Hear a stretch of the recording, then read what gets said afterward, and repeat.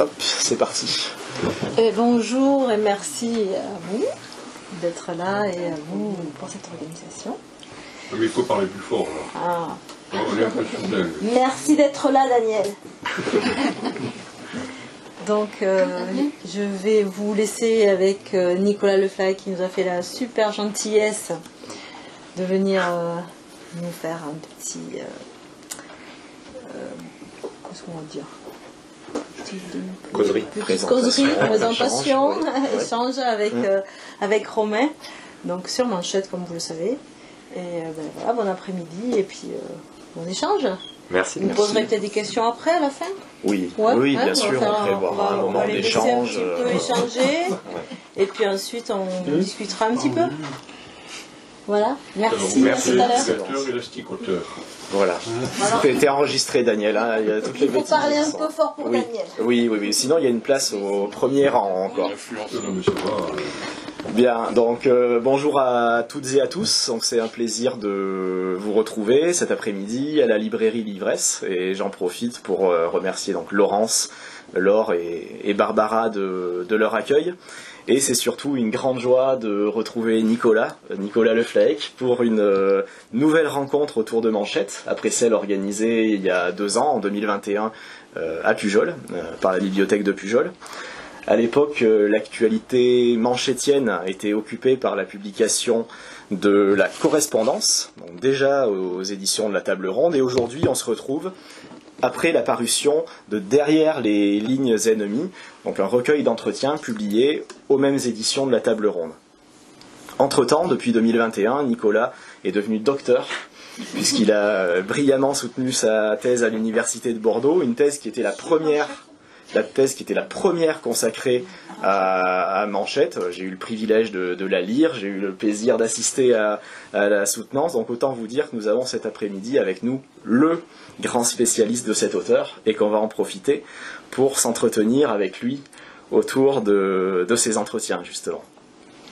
Avant ma première question, tu veux nous dire un petit mot dire combien je suis très content d'être ici, remercier la librairie pour cet accueil, Romain pour l'organisation sans faille, je le sais déjà, même si je vais essayer d'être à la hauteur des questions, parce que je sais que Romain prépare sérieusement les interventions, donc il a lu tout Manchette et sans doute commencé à relire même tout Manchette. Ouais. Donc la pression est pour moi et je vais essayer d'être à la hauteur. Donc, je suis très très content d'être ici et puis de pouvoir parler de Manchette, parce que quand on fait une thèse, on s'empêche la plupart du temps de parler de son sujet de thèse, sinon c'est invivable pour le monde qui nous entoure. Donc là, des moments comme ça, c'est très intéressant et sympathique. Et puis bon, je suis content d'être là en plus à titre personnel, et puis merci à vous. C'est bon, Daniel ? Non, mais là, voilà, il faut. Viens devant. Voilà.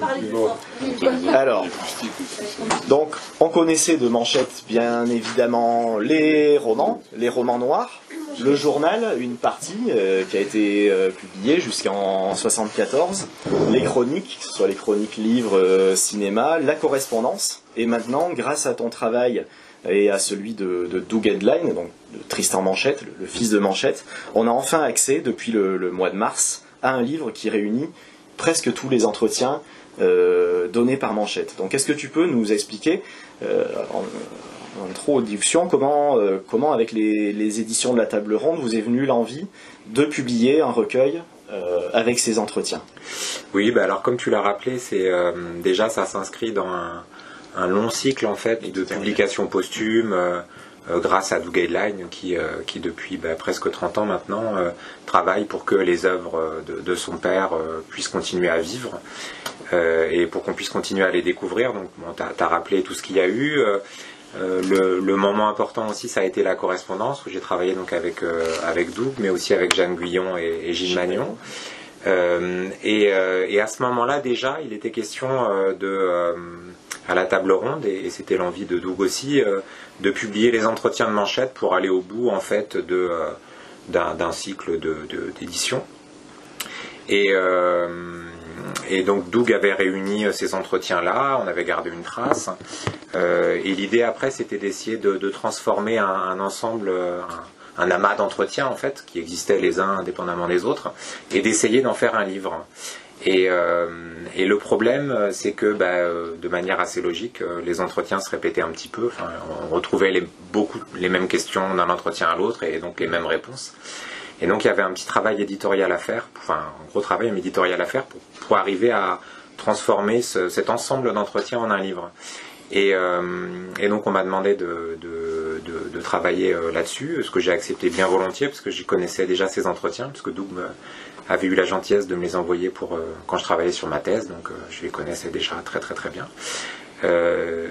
Et puis j'avais très envie de le faire parce que ça m'a permis de ne pas avoir de dépression postpartum après ma thèse. J'avais encore un moyen de continuer à travailler sur Manchette, et puis que c'est un compagnonnage dont on se lasse difficilement parce que c'est quand même un auteur passionnant, intéressant. Donc moi, à titre personnel, j'étais très emballé par l'idée de travailler dessus. Et puis j'étais surtout très convaincu, comme Doug et Alice Déon, l'éditrice de La Table Ronde, qui fait beaucoup pour que ces livres existent. J'étais très convaincu en fait du fait que ces livres-là, enfin ces entretiens-là pourraient vraiment donner un livre.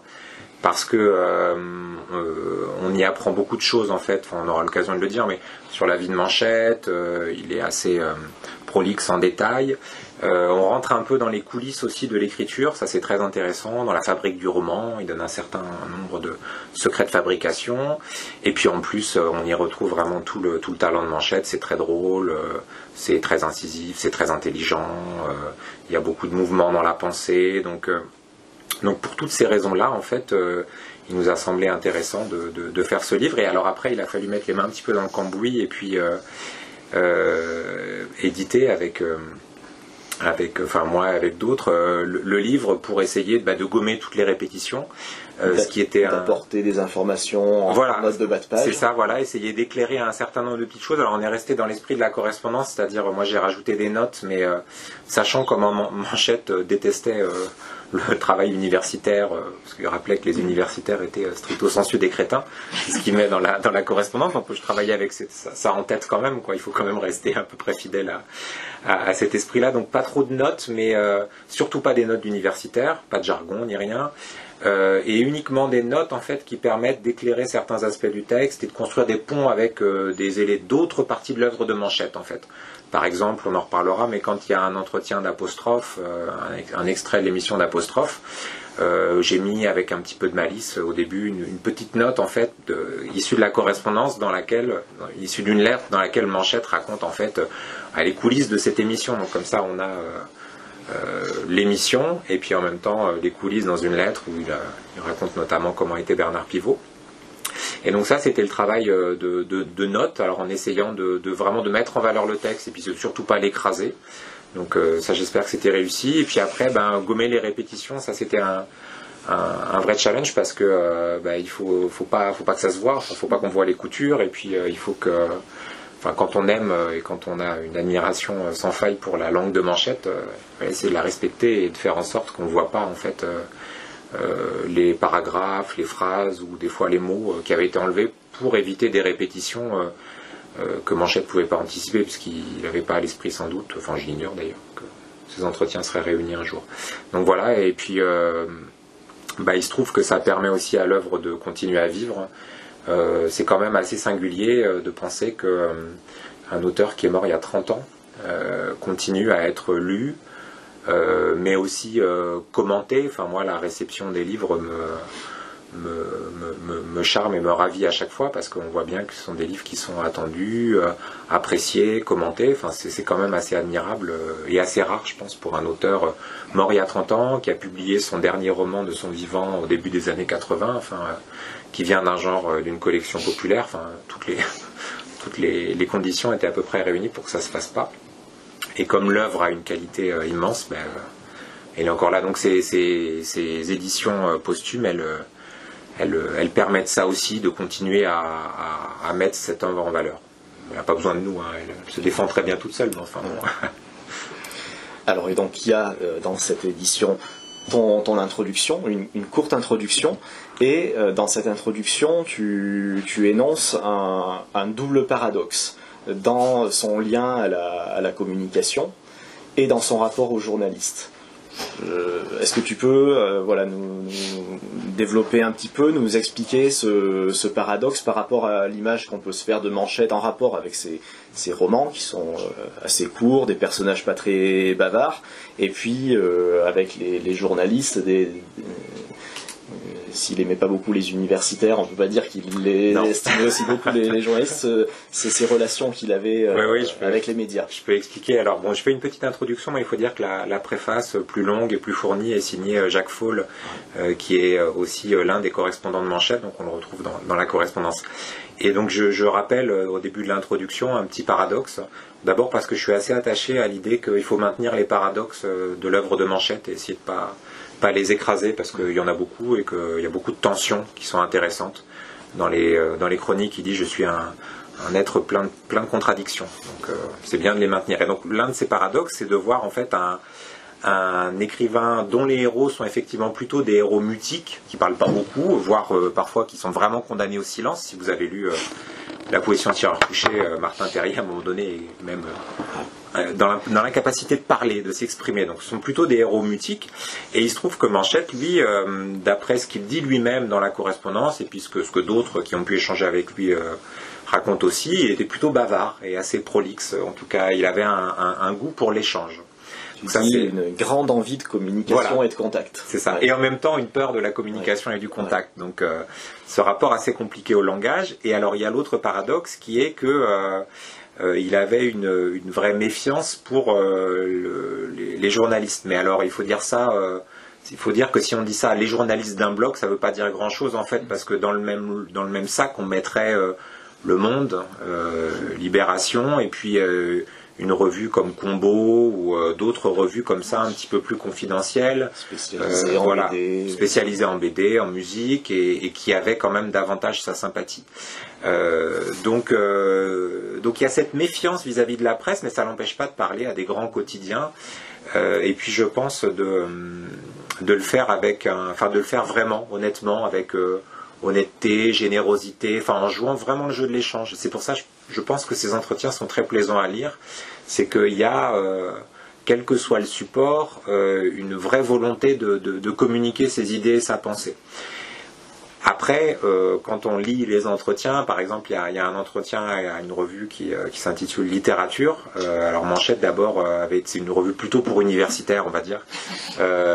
Donc d'abord, il avait refusé d'y participer, il le raconte dans la correspondance, et puis la personne qui gérait le numéro spécial roman policier de Littérature a dû être très très convaincante, puisque Manchette a accepté de répondre à quelques questions, et on voit bien dans les questions que il peut avoir un ton un petit peu cassant, il n'est pas tout à fait dans son élément.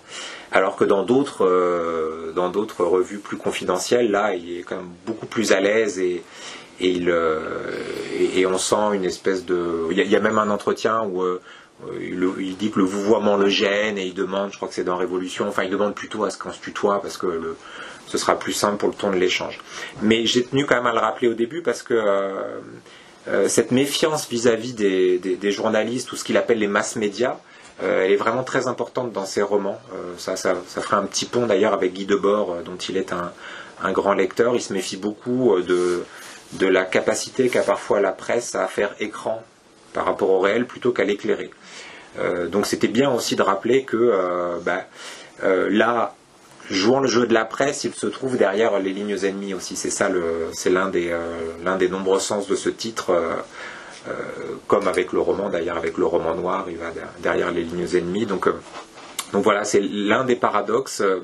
Mais cette méfiance, elle n'empêche jamais chez Manchette le goût et le plaisir de l'échange, malgré tout. Si bien qu'on est quand même séduit, même quand on l'imagine être plutôt dans un territoire ennemi.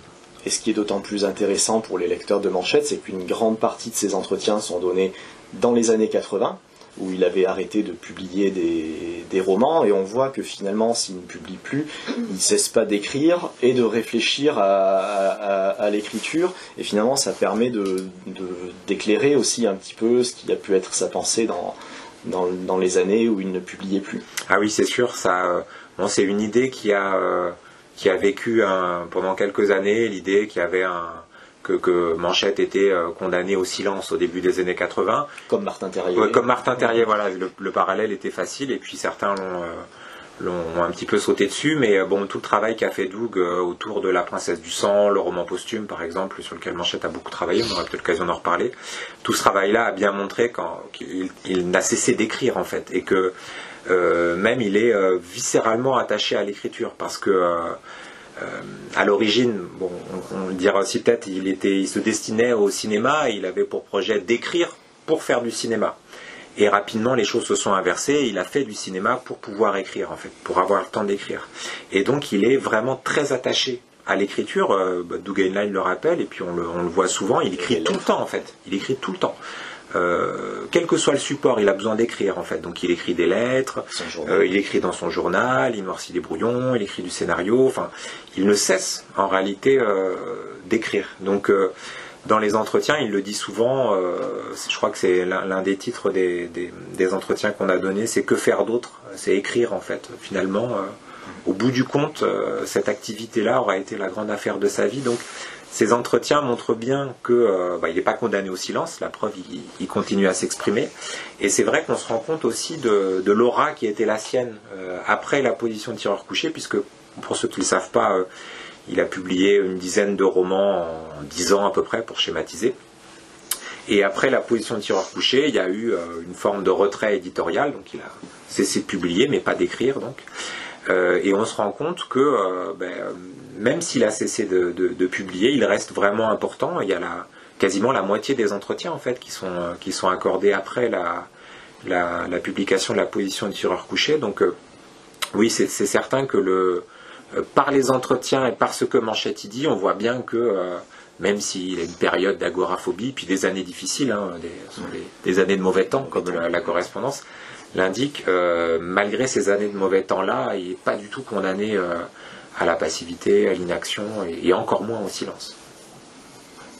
Donc, dans ces entretiens, il y a une bonne partie des journalistes qui lui posent des questions concernant son parcours, sa jeunesse. Donc dans le public, là j'ai l'impression qu'on a quand même des gens qui connaissent bien Manchette, donc on va peut-être pas refaire comme à Pujol, développer autant là-dessus, mais là où je voulais t'interroger, c'est l'idée qu'au début, il voyait l'écriture, et on le voit dans les entretiens, comme un tremplin vers le cinéma. Dans le journal, on voit que c'est un énorme cinéphile. À part Gérard, il n'y a personne qui regarde autant de films que Manchette. Et voilà, en 79, il dit mon grand truc, c'est quand même le cinéma, et il change d'avis un petit peu après. Donc, est-ce que tu peux nous éclairer, voilà, sur des aspects un petit peu biographiques dans sa jeunesse, et puis surtout sur sa stratégie, son intention pour aller vers cette passion du cinéma. Oui, alors bon, il faut dire d'abord qu'effectivement c'était un immense cinéphile qui a passé une partie de sa jeunesse dans le cinéma à Malakoff, le Malakoff Palace, enfin je ne sais plus exactement, je crois que c'est ça, et qu'il appartient aussi à cette génération qui a, donc il y a beaucoup de films américains, il appartient à la génération qui a baigné dans la culture américaine après la Seconde Guerre mondiale. Donc c'est effectivement un immense cinéphile, mais c'est même difficile. Enfin, je pense que le mot de cinéphile ne convient même pas tellement. Dans le journal, on voit 2, 3, 4 films par jour. Ouais, non, c'est vraiment bluffant. Puis sa capacité à en parler est bluffante. Donc il y a ce goût-là pour le cinéma, et ça rencontre aussi des conditions un petit peu matérielles, parce que donc c'était plutôt un bon élève. Et qui, sa mère le destinait plutôt à une carrière de professeur. Il y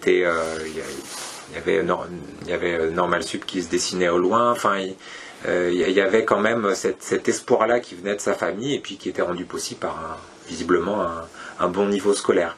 Et il a tourné le dos à tout ça pour vivre sa vie. Et donc ses parents lui ont coupé les vivres. Il y a eu la nécessité de vivre avec femme et enfant, avec Mélissa Manchette et Tristan, qui n'était pas encore Doug. Et donc la nécessité de travailler pour manger, en fait, pour pouvoir manger. Et donc là, il a essayé de vivre de sa plume, et ça a été très compliqué. et en même temps très compliqué et très formateur. Donc il y avait l'espoir, notamment grâce à Mélissa Manchette qui avait fait des études en lien avec le cinéma, de travailler pour le cinéma, mais ça s'est avéré beaucoup plus compliqué que prévu parce que les scénarios étaient compliqués à placer, et puis ce milieu-là n'était pas simple à infiltrer. Donc il a fallu travailler comme quasiment ouvrier de l'écriture, donc accepter toutes les besognes qui se présentaient. Donc il a fait beaucoup de travaux alimentaires, des livres pour la jeunesse, Les Têtes brûlées, de la novélisation, Sacco et Vanzetti par exemple, sous le pseudonyme de Pierre Duchesne, du roman pornographique, sous le pseudonyme de Zeus de Castro, beaucoup de choses, et aussi de la traduction. Et donc le plan qu'il raconte assez souvent, c'était donc puisqu'on ne veut pas de moi dans le cinéma, puisque le cinéma se refuse à moi, je vais l'infiltrer, c'est la technique un peu du cheval de Troie, mais version série noire, en écrivant des romans noirs, et ils seront adaptés pour le cinéma, et j'aurai un pied dedans, et ce sera parfait. Et donc ça a idéalement marché. Alors ça avait du fond quand même, puisque c'est une époque où il y a quand même beaucoup de romans de la série noire qui sont adaptés au cinéma. C'était pas du tout farfelu comme plan, mais enfin bon. Ça se faire remarquer, voilà, un roman dans la série noire, les producteurs, en voyant mon nom... C'est ça, et donc ça a bien marché. Mais ça n'a pas marché comme il le prévoyait, puisque son goût pour le cinéma n'a pas rencontré des conditions parfaites comme carrière dans le cinéma, puisqu'en fait... tu disais, je crois que c'est 79, mon grand truc c'est le cinéma, mais déjà les choses ont un petit peu changé parce qu'en fait... En 80, donc là il y a une petite bascule, je ne pense pas réaliser un film, j'en ai rêvé beaucoup, mais finalement je préfère le confort de l'écriture où l'on est seul maître de ce que l'on publie. Et en 84, je ferai jamais de cinéma. Voilà, alors voilà, petit à petit en fait le truc c'est que d'abord par exemple il collabore à l'adaptation de ses romans en film. Et puis il raconte dans les entretiens que par exemple il s'est rendu compte que en travaillant avec Claude Chabrol, même si Claude Chabrol est parfaitement sympathique, et il dit après avoir mangé à la table de Claude Chabrol on peut pas avoir de mauvaises relations avec lui tellement il est sympa, mais l'adaptation de Nada, il s'en rend bien compte, même si elle respecte scrupuleusement son texte, à 2 exceptions près, elle transmet un message quasiment inverse en fait à son livre, donc il prend ses distances avec l'adaptation de ses propres livres. La réalisation, ça lui convient pas, il le dit bien, parce qu'il y a une difficulté aussi à travailler dans cette grosse machine qu'est la réalisation d'un film, je pense. Et aussi les budgets, quand on écrit, ça coûte pas cher, alors quand il y a des stations-service qui explosent... Oui, voilà, c'est ce qu'il raconte, c'est-à-dire que, ou alors l'incendie du Prise Unique dans Oudingo au château, c'est bien, mais enfin quand il faut le faire au cinéma, c'est plus compliqué. Il y a cette liberté-là, en fait, qu'il avait dans l'écriture, qui est difficilement atteignable dans le cinéma. Donc petit à petit, effectivement, il s'éloigne de ce projet-là et les choses s'inversent, c'est-à-dire qu'il va collaborer à l'écriture de scénarios pour pouvoir continuer à vivre, parce qu'il dit bien dans les entretiens qu'avec un série noire, on vit pas longtemps. Ce qui va le faire vivre, c'est la traduction des scénarios et l'adaptation de ses propres films, et Alain Delon, voilà, et l'adaptation de ses propres films par d'autres. Et quand on l'interroge dans les romans sur le fait qu'Alain Delon se prenne étrangement de passion pour ses romans en les adaptant et puis en les maltraitant évidemment, il dit qu'il voit pas le problème, puisque de toute façon l'adaptation d'un livre au cinéma est quelque chose de différent, et puis en plus ça lui permet de travailler 6 mois et puis d'écrire un roman. Ça lui offre les conditions matérielles d'écriture, parce que sociologiquement c'est pas un héritier, quoi. Donc il y a la nécessité aussi de survivre. Ça, c'est quelque chose qu'on parle beaucoup dans le journal aussi. Voilà, les difficultés matérielles dans le journal. L'obsession de l'argent qu'on peut comprendre et qu'on comprend très bien en lisant, parce que de relancer, les gens pourraient payer. Mois le mois, il dit qu'il a écrit. Alors, le roman est mieux que ce que ça peut donner comme image, mais il dit qu'il a écrit Morgue pleine, la première aventure de Tarpon, pour payer les impôts. Enfin bon. Il y a cette urgence de l'écriture, en fait. Et donc voilà, et donc les rapports avec le cinéma en tant qu'industrie, ils sont compliqués.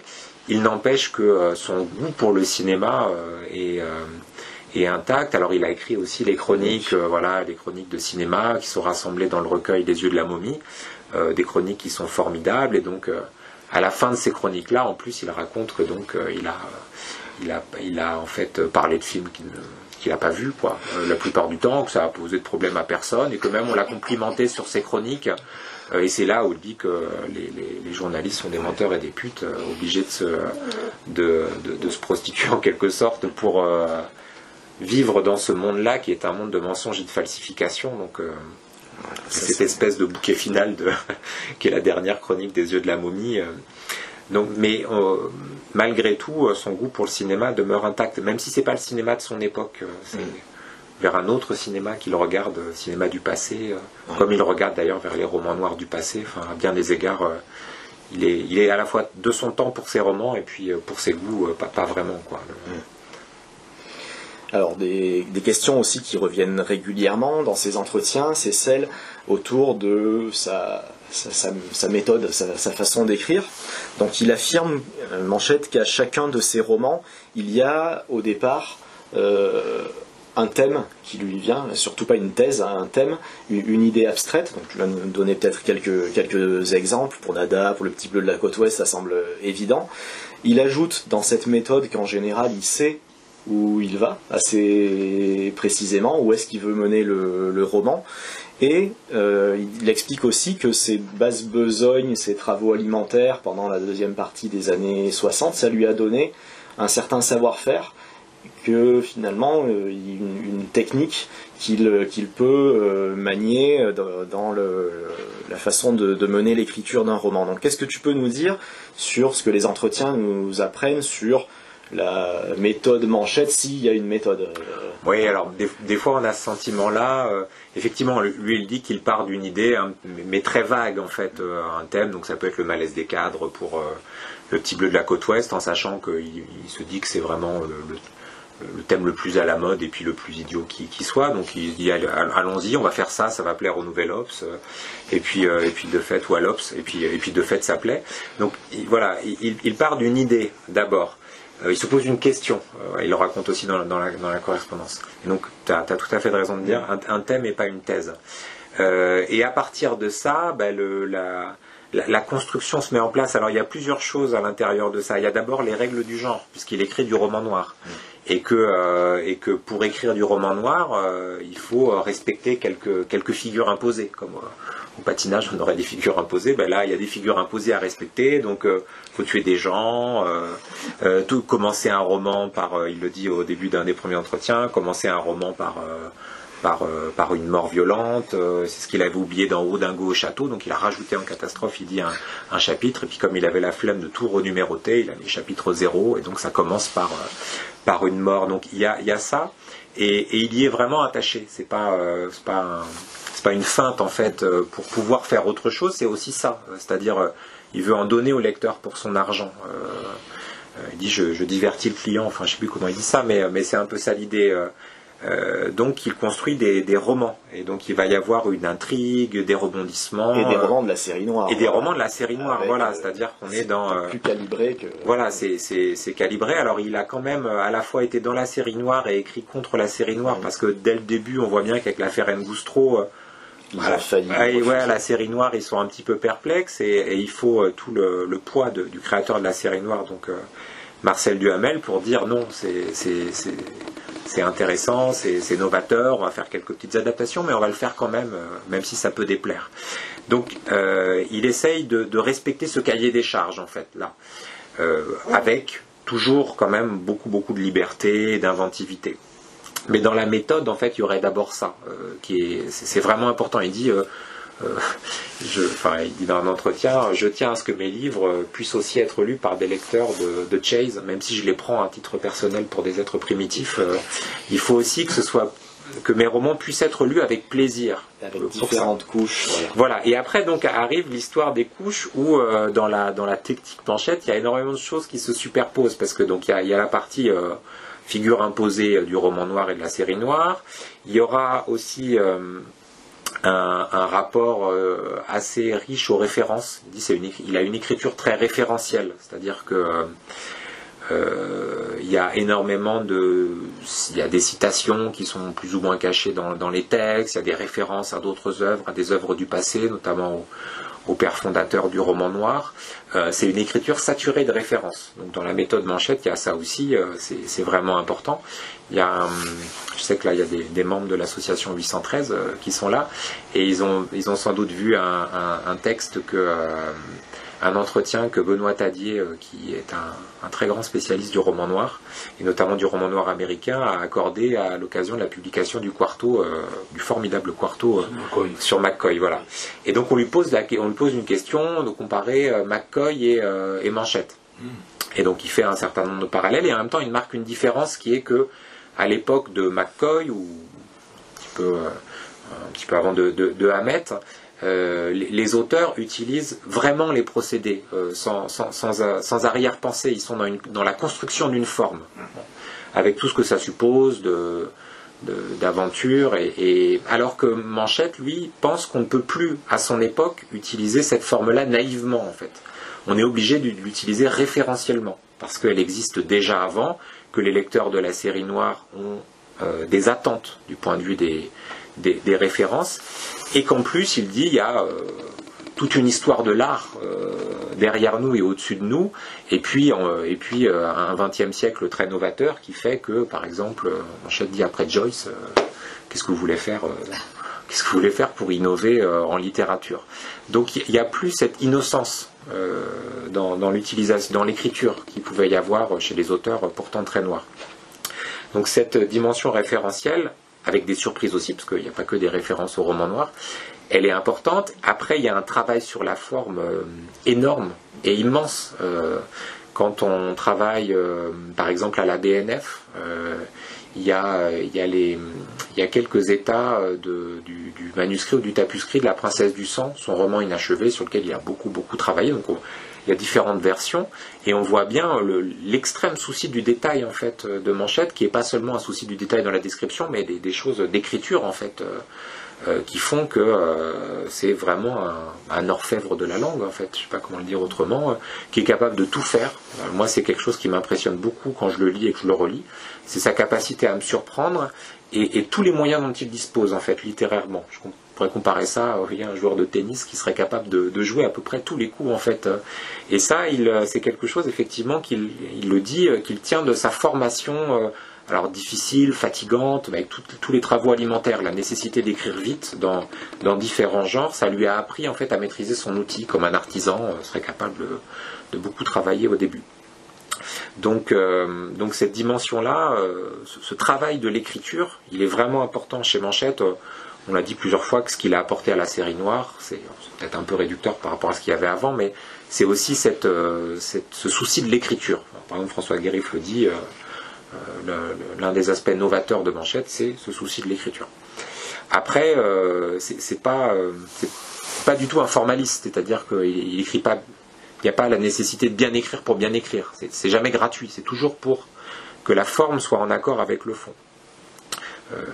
Il dit la forme n'est pas la forme si elle n'est pas la forme du contenu. C'est une formule qu'il emprunte à Marx. Donc il doit y avoir toujours ça. Donc ce travail, vous voyez, donc on est parti d'une idée générale, après on met des références qui sont celles du genre et puis d'autres, on construit un livre romanesque, un travail très fin sur l'écriture, même quand il les publie vite, en fait, il est très attentif aux moindres détails, et puis pour avoir réussi à plonger un petit peu dans l'œuvre, je peux confirmer que c'est très fin.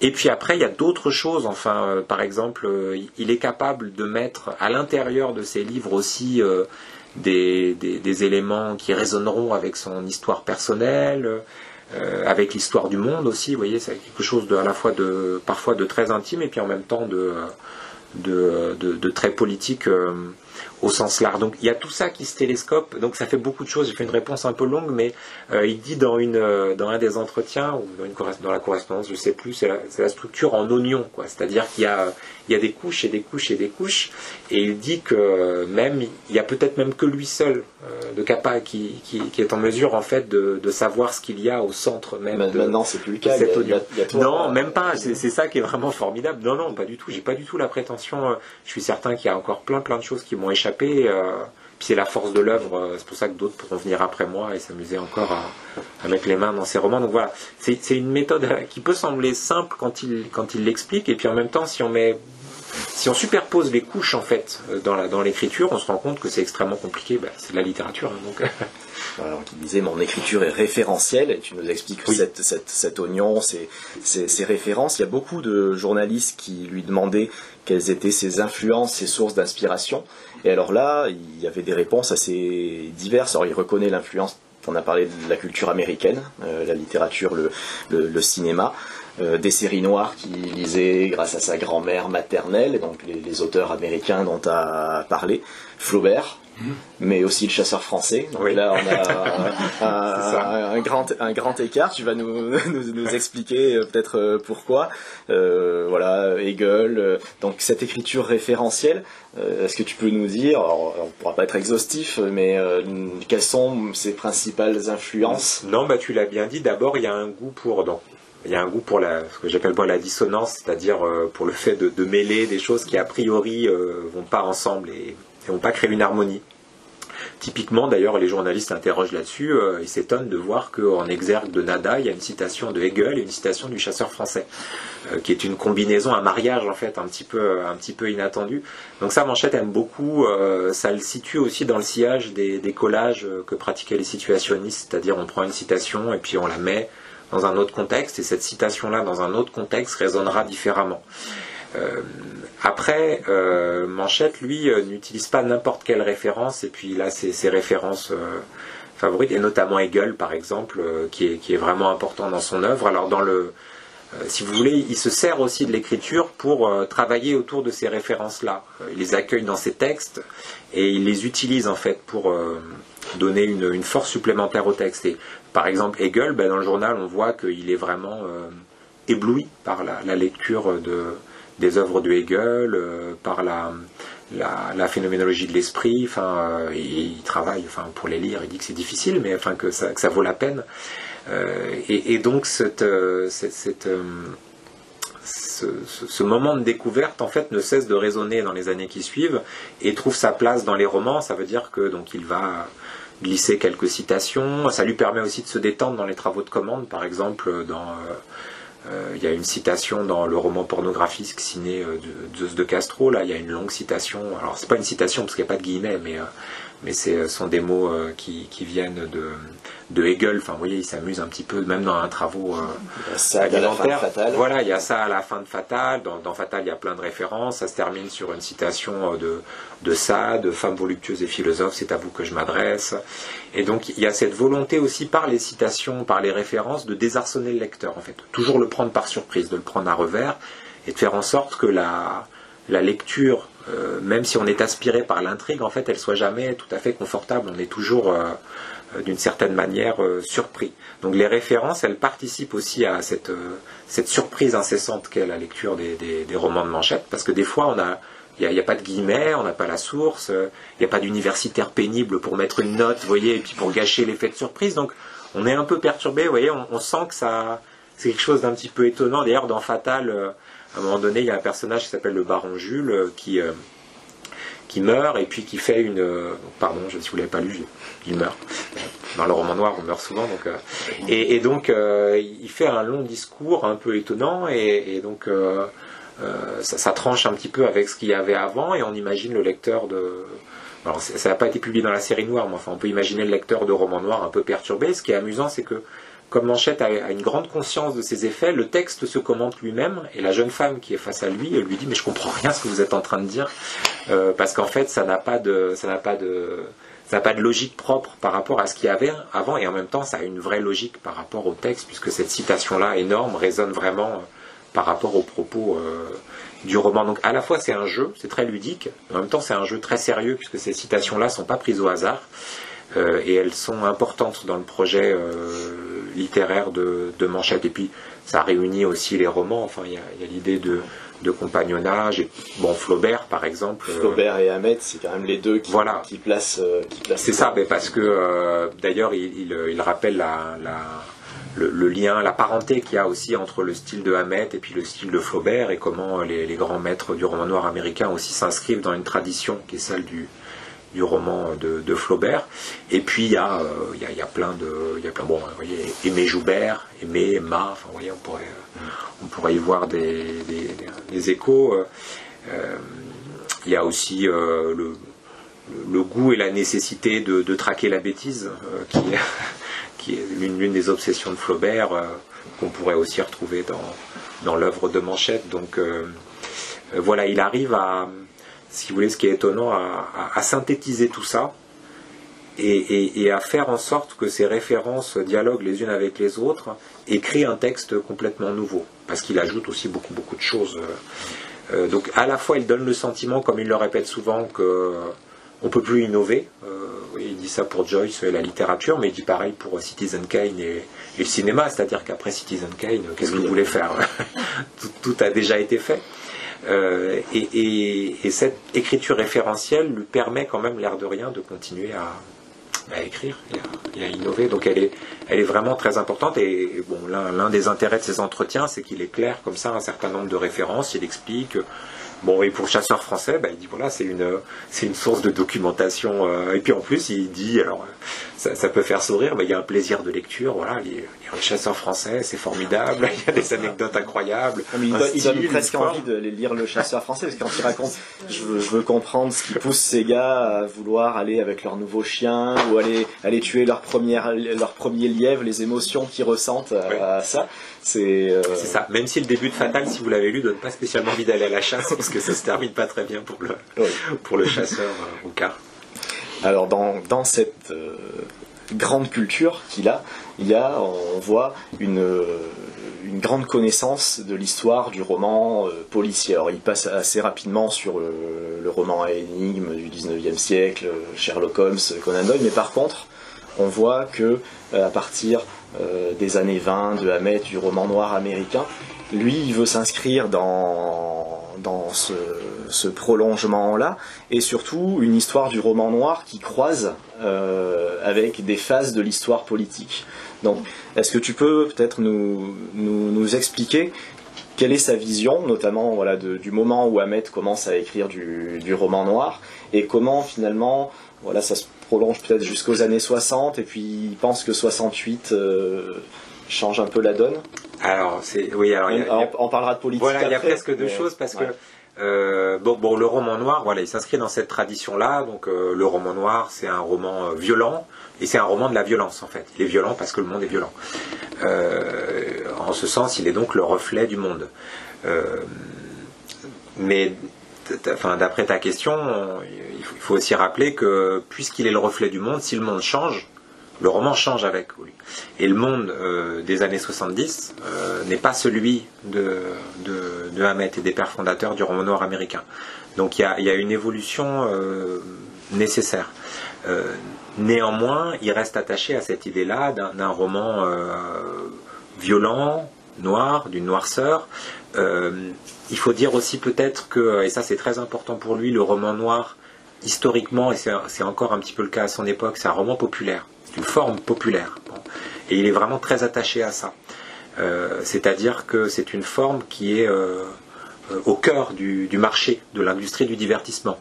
Donc ça c'est vraiment important pour lui. Alors il dit dans les entretiens que la série noire, c'est pas le fleuve noir, par exemple. Donc c'est-à-dire qu'il y a un prestige de la série noire qui fait d'ailleurs que certains auteurs de la série noire, comme Manchette, ont un statut un peu différent des forçats de l'écriture du fleuve noir, même si Manchette a pu aussi être un forçat de l'écriture. Donc il y a cette idée aussi importante pour lui que c'est une forme populaire en fait. Donc ce serait ça aussi l'une des caractéristiques du roman noir, la noirceur, mais à l'intérieur, enfin la violence, et à l'intérieur d'une forme populaire. Et en même temps c'est toujours un roman critique.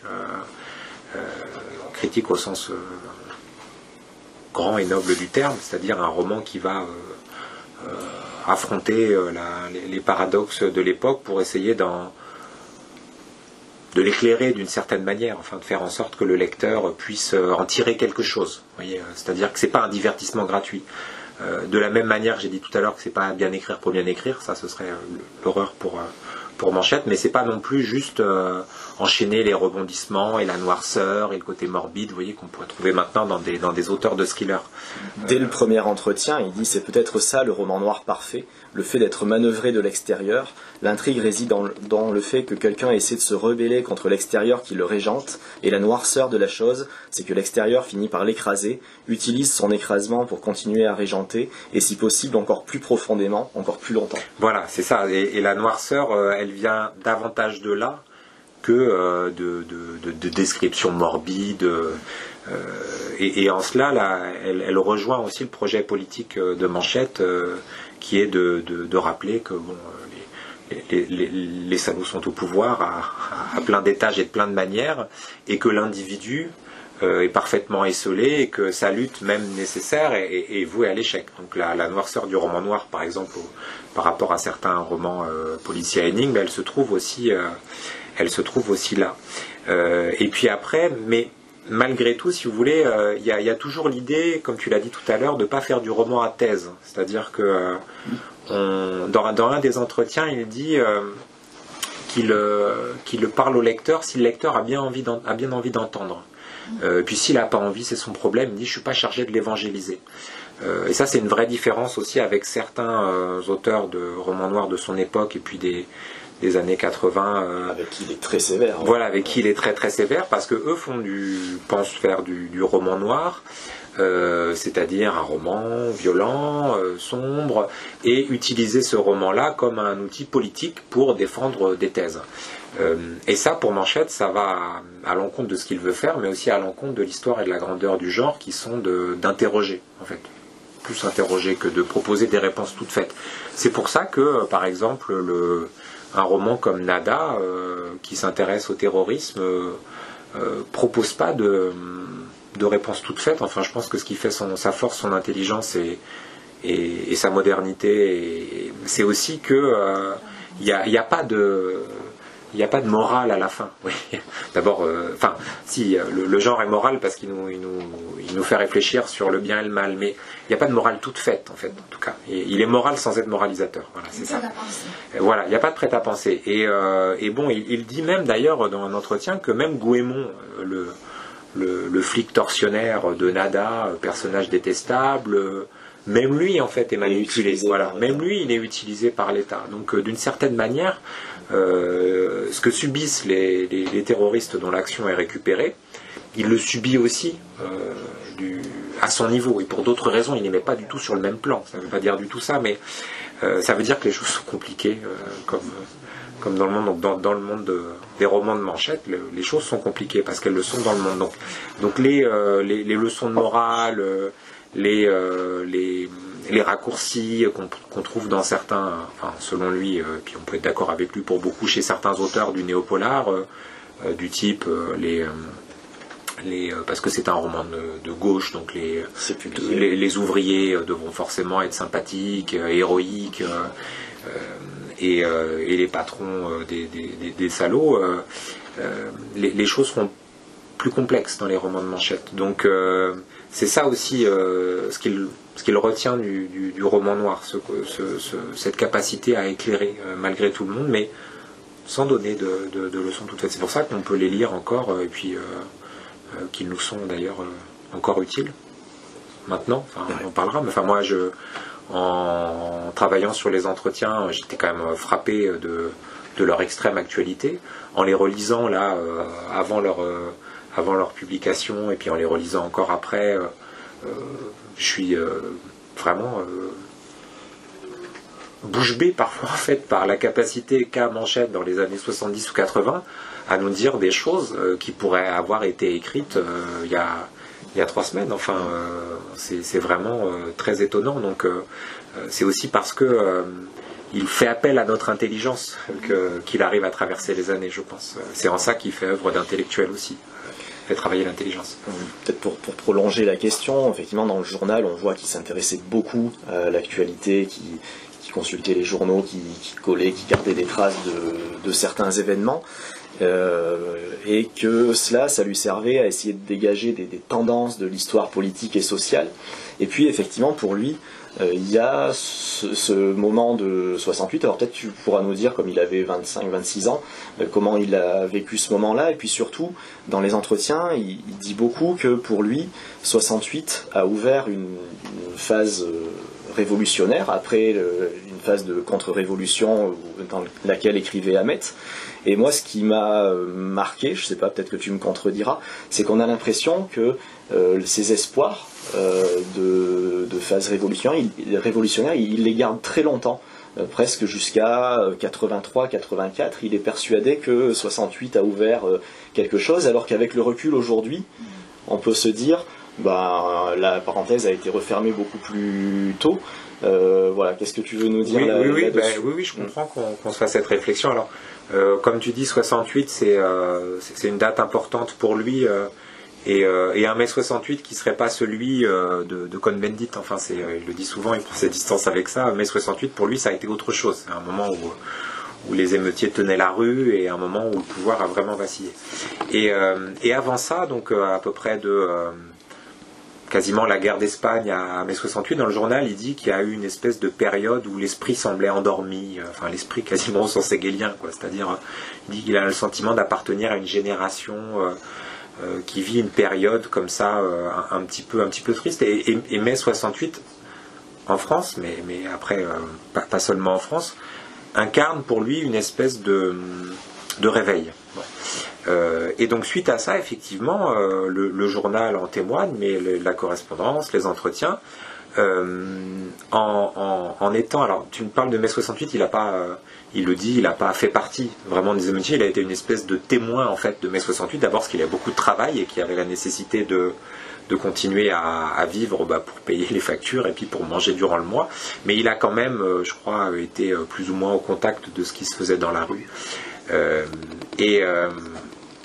Et après, donc je dis que c'est un témoin, un observateur, et cette position-là de l'observateur en fait de l'insurrection qui vient ou qui ne vient jamais, il va la garder durant les années suivantes en étant très attentif en fait au ce qu'il appelle le travail du négatif, tout ce qui dysfonctionne dans le monde et qui pourrait faire avancer l'histoire vers la chute du capitalisme. Et donc il observe en fait que la révolution gronde un petit peu partout dans le monde. Donc il a le sentiment en fait que la fin du capitalisme est proche, et donc il garde ce sentiment-là effectivement assez longtemps. Alors ça peut sembler curieux, tu me le dis, je me souviens de quelqu'un qui me l'avait dit aussi. Mais en même temps, d'un certain point de vue, c'est un peu un pragmatique, c'est-à-dire qu'il est convaincu dès les années 60 et les années 70 que ça ne peut pas durer comme ça en fait. C'est-à-dire qu'il faut bien se comprendre que la place qu'est en train de prendre le capitalisme est telle pour les sociétés mais aussi pour les individus que ça ne peut que s'effondrer et il faut que ça s'effondre parce que ça n'est pas possible. Et sachant que ça, enfin, en observant la révolution qui arrivera peut-être, il dit bien aussi ses propres paradoxes à lui. Ses propres craintes à lui parce que qui se vit comme un bourgeois, oui, qui a une cette violence qui approche, il la regarde pas avec un plaisir immense. Enfin, dans les questionnaires rapides, comment aimeriez-vous mourir confortablement, il répond. C'est ça. Donc voilà, c'est-à-dire qu'il a une position complexe aussi par rapport à ça. Mais à partir des années 80, et c'est encore plus sensible au début des années 90, il constate en fait que ça s'est pas passé, et c'est pas une bonne nouvelle en fait. C'est-à-dire que puisque ça ne s'est pas passé, d'une certaine manière, le monde va s'écrouler parce que le capitalisme emportera avec lui les sociétés, les individus, l'environnement. Et que ça va tout détruire en fait. Donc il y a une citation qui est pas mal à la fin. C'est page 258 où il dit que maintenant on vit, donc au début des années 90, en attendant que l'économie démente en finisse progressivement mais vite et assez complètement avec l'espèce humaine et les autres espèces vivantes auxquelles nous sommes habitués depuis quelques millénaires.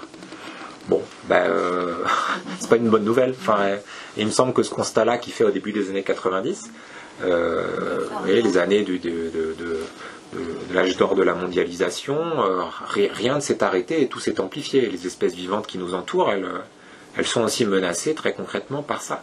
Donc, vous voyez, d'une certaine manière, on pourrait dire que qu'il y a cru longtemps, qu'il a fini par être démenti. Il le dit dans les entretiens parce que sa capacité aussi, c'est qu'il est très lucide sur ce qu'il fait et ce qu'il dit. Donc, c'est dur de le prendre en défaut, hein, parce qu'il le fait lui-même, donc, et assez volontiers.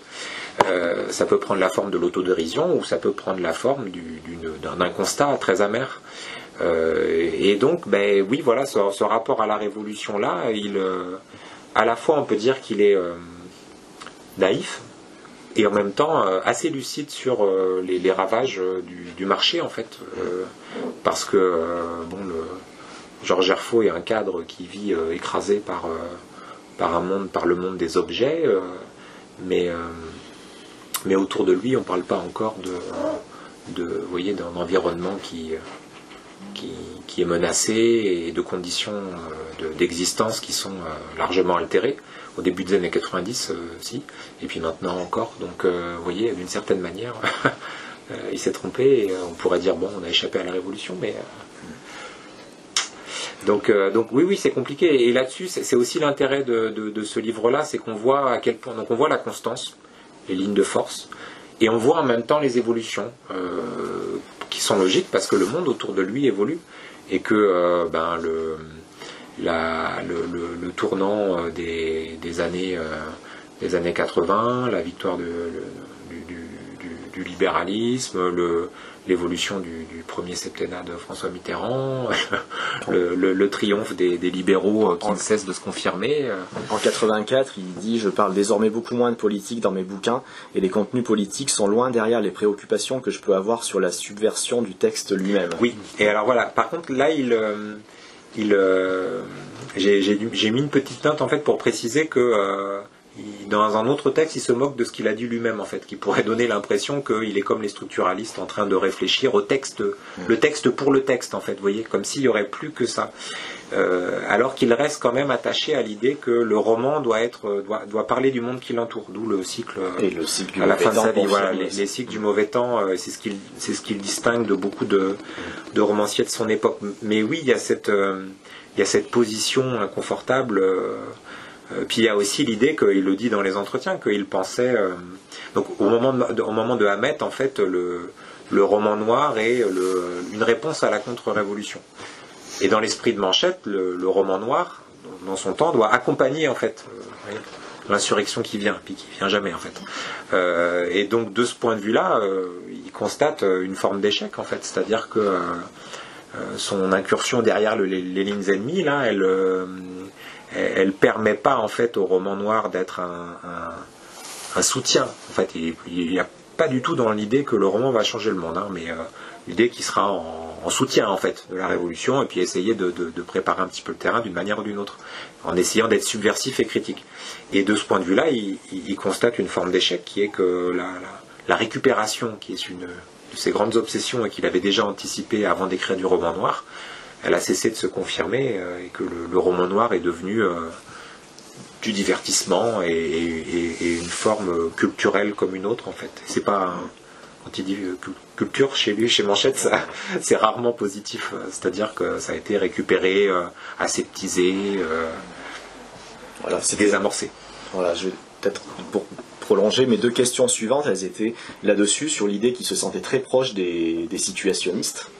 Dans le fait d'être récupéré par le roman devenu marchandise et par le fait de ne plus pouvoir contourner le système et l'industrie du divertissement, et donc l'idée que lui essaye de naviguer là-dedans avec les médias, avec qu'est-ce que tu veux, voilà, peut-être nous dire sur ces deux aspects, son lien au situationnisme, et puis je suis récupéré, je suis devenu moi-même un produit, je suis le père du néopolar, et ce qu'il envisage.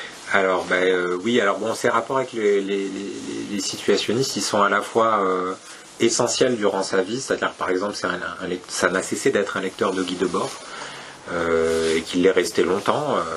Il évoque alors il dit qu'il a cessé d'être dans une attitude qu'il ne veut pas être dans une attitude d'admiration passive vis-à-vis de Guy Debord et du situationnisme, et qu'il a essayé d'avoir un rapport critique. Mais ce sont des lectures qui comptent beaucoup pour lui. Les commentaires sur la société du spectacle, c'est une lecture essentielle à laquelle il revient souvent, il le conseille dans ses lettres, il l'évoque dans les entretiens.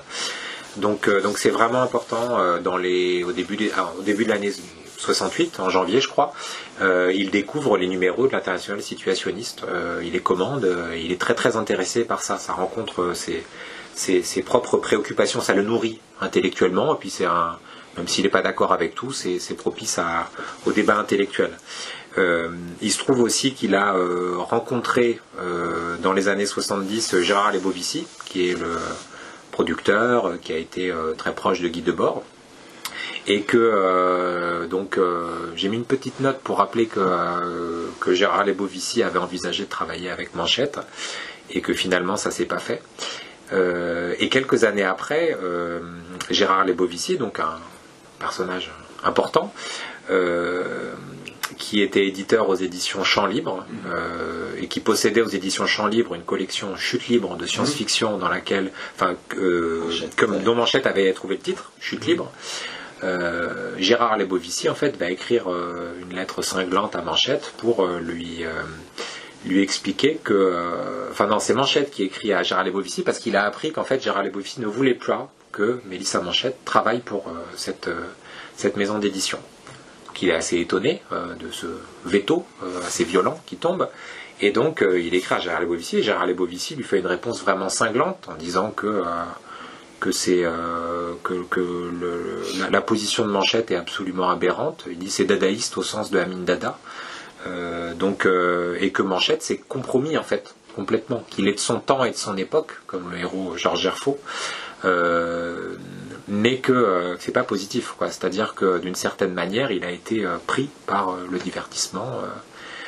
Donc il fait une réponse cinglante, Manchette lui fait aussi une réponse dans la foulée cinglante à sa manière, au pauvre Lebovici, et ça s'arrête là. Et donc les liens se rompent, et quand je dis que c'est cinglant, c'est que Gérard Lebovici dit jamais les vôtres, c'est-à-dire ni vous, ni votre femme, jamais vous ne pourrez travailler aux éditions Champs Libre, et ça ne s'appliquera pas à vos enfants à condition qu'ils renient publiquement ce que vous avez été. Vous voyez la charge...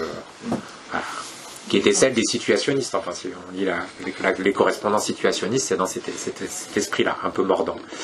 Et donc Manchette revient dessus après, mais dit que d'une certaine manière, il a le sentiment que Gérard Lebovici a eu raison, en fait, concernant sa position. À la fin et ça fait partie de ses regrets. Voilà, il y a des choses très belles sur Gérard Lebovici, comment la mort, il a été assassiné, comment la mort de Gérard Lebovici l'a absolument bouleversé. C'est pas Manchette qui l'a fait tuer. Non. Non. Je me posais la question.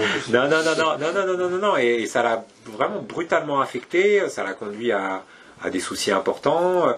Il revient là-dessus, il dit ses regrets dans les entretiens, il est vraiment marqué par ça, puis pas seulement personnellement, mais par l'idée aussi qu'il a réfléchi à sa position en fait dans l'industrie de la culture, et que d'une certaine manière, et il dit Gérard Lebovici a eu raison, mais je m'en suis rendu compte trop tard, ou je le savais pas, je l'avais pas mesuré encore à cette époque-là.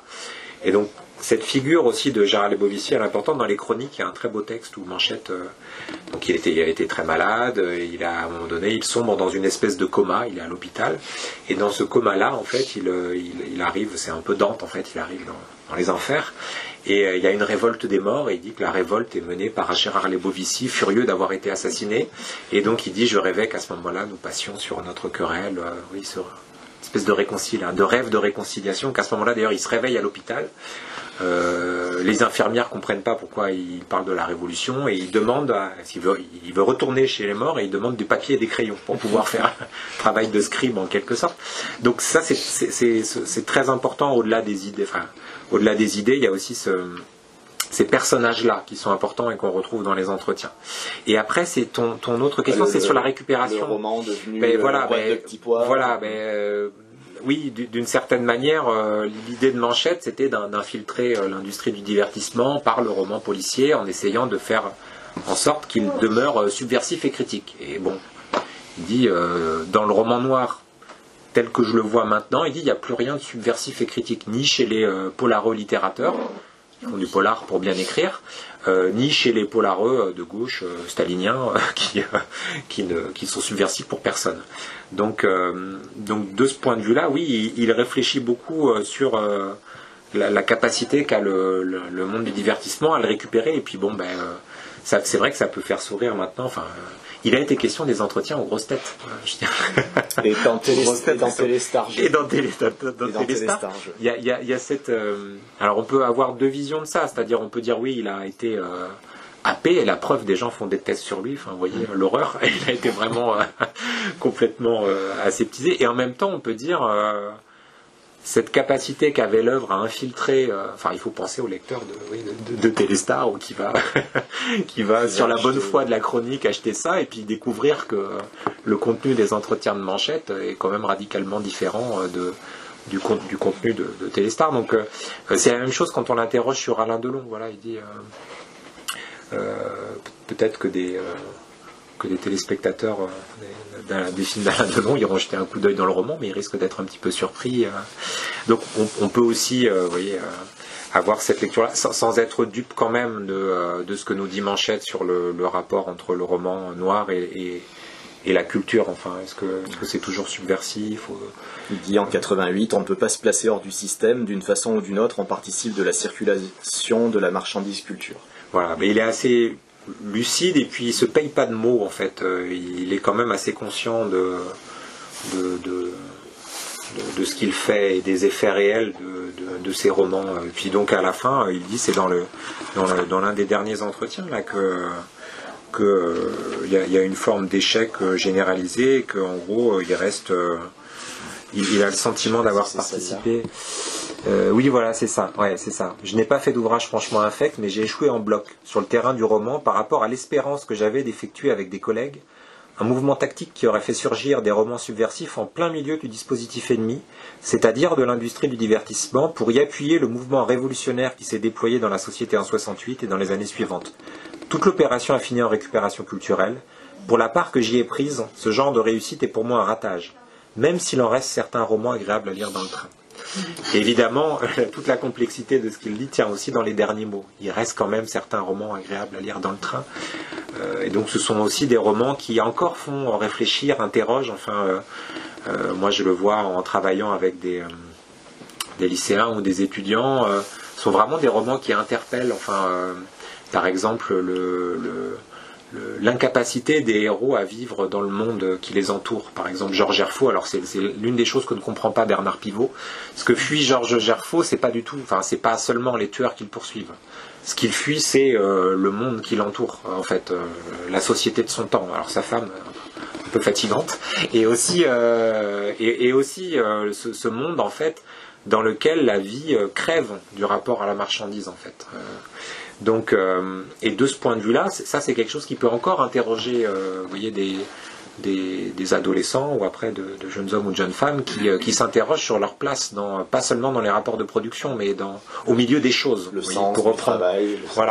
Pour reprendre le titre d'un livre de Pérec, le rapport aux choses. Ça interroge encore beaucoup. Et ce que Manchette essaye de montrer dans ses romans, c'est qu'à un moment donné, ça craque pour l'individu. C'est-à-dire que les choses se tendent, et ça finit par exploser. Et lui, il essaye de saisir le moment de cette explosion-là.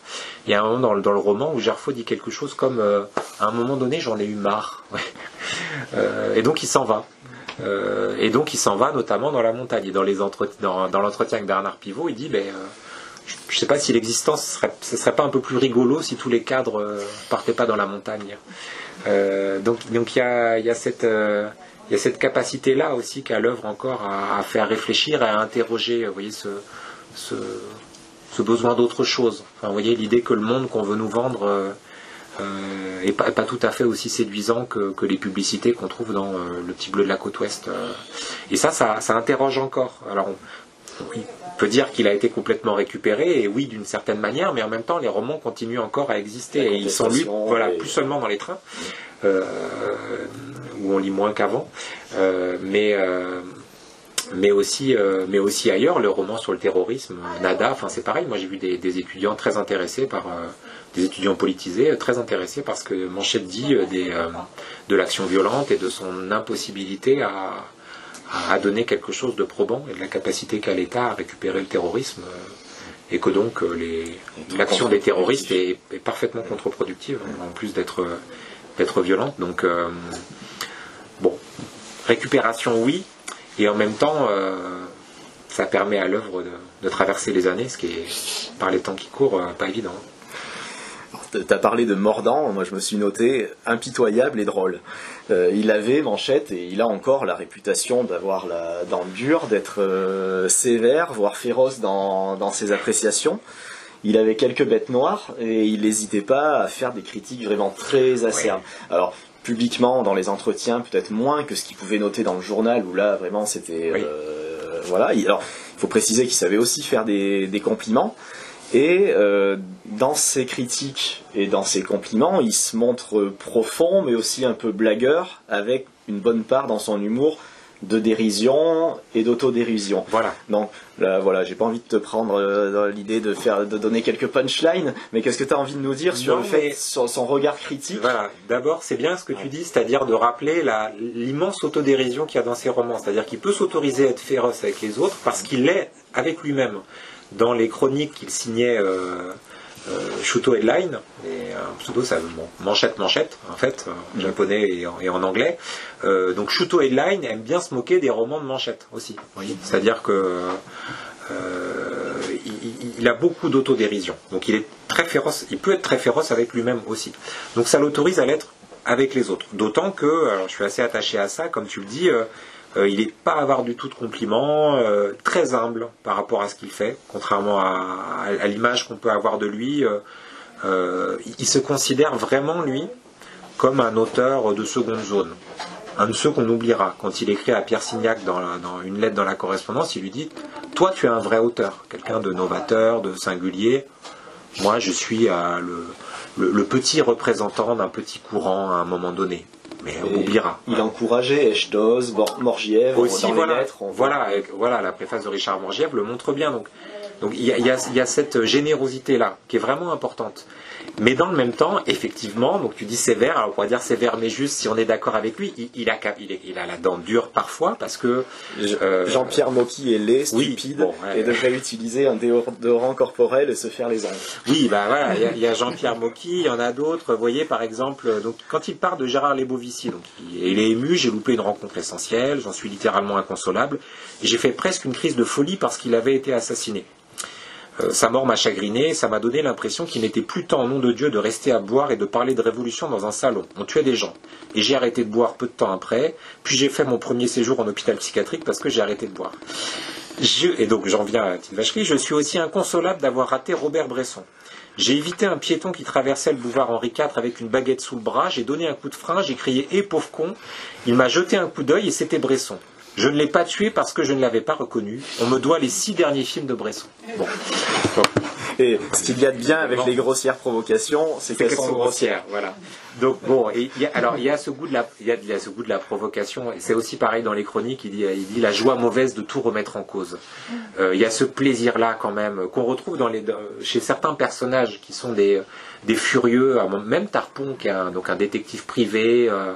Un peu raté, dont on pourrait se moquer, mais il a ce côté un peu mordant, des fois, je crois que c'est au début ou c'est dans Morgue pleine, je sais plus, mais il est face à un inspecteur, et puis, alors qu'il est en mauvaise posture, il peut pas s'empêcher quand même de faire le malin, et l'inspecteur lui dit, c'est ça Tarpon, faites le malin, faites de l'esprit, vous avez raison, on ne sait jamais de quelle tonne de merde demain sera fait. Donc il y a quand même cette idée-là, vous voyez que, bon, puis c'est pour faire rire aussi un peu quand même, au-delà de la provocation, et puis souvent ça se tient quand même dans son esprit au niveau du fond. Mais bon, il y a la volonté aussi puis il y a l'humour. Enfin, voilà, dans les dernières lignes du dernier entretien, je préfère être fou comme je suis que normal comme Pasqua. Ah oui. Eh ben oui. Voilà. Et bon, il dit que c'est un bon mot, mais en même temps, ça a quand même du vrai. Et alors, l'humour, par contre, passe pas seulement par ça chez Manchette. Par exemple, les romans sont très drôles pour plein d'autres raisons. On rit beaucoup. Ça fait partie des choses, moi, qui ont bien plu aux étudiants. Il y a une étudiante qui a lu Fatal il y a pas longtemps et qui me l'a dit encore qu'elle trouvait ça très drôle, que le personnage du baron Jules, par exemple, est très drôle. Parce que c'est quand même un maître de l'humour, Manchette. Il arrive dans les paradoxes que je décrivais au début et les tensions, il y a l'idée d'être très noir, très sombre, parce que On n'est pas dans du roman feel good, et en même temps de faire rire et sourire constamment.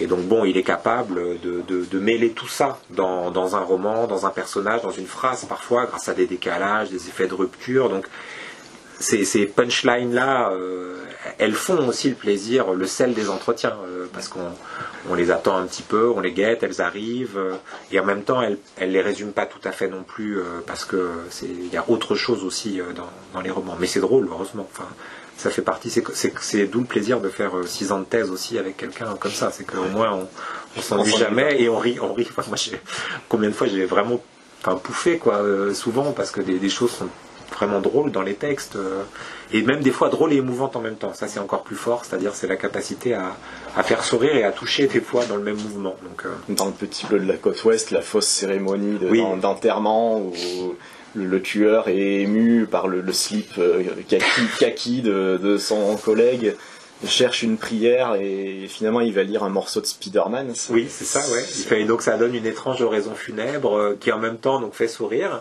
Et dans le même temps interroge, vous voyez, et émeut, pas au sens de lyrisme un peu bête, mais au sens étymologique d'émouvoir, c'est mettre en mouvement, ébranler, toucher quelqu'un. Enfin, ouais, donc c'est ça, ça ébranle d'une certaine manière, mais pas du tout par les chemins attendus. Et c'est une scène, mais il y a des scènes d'anthologie comme ça dans les romans.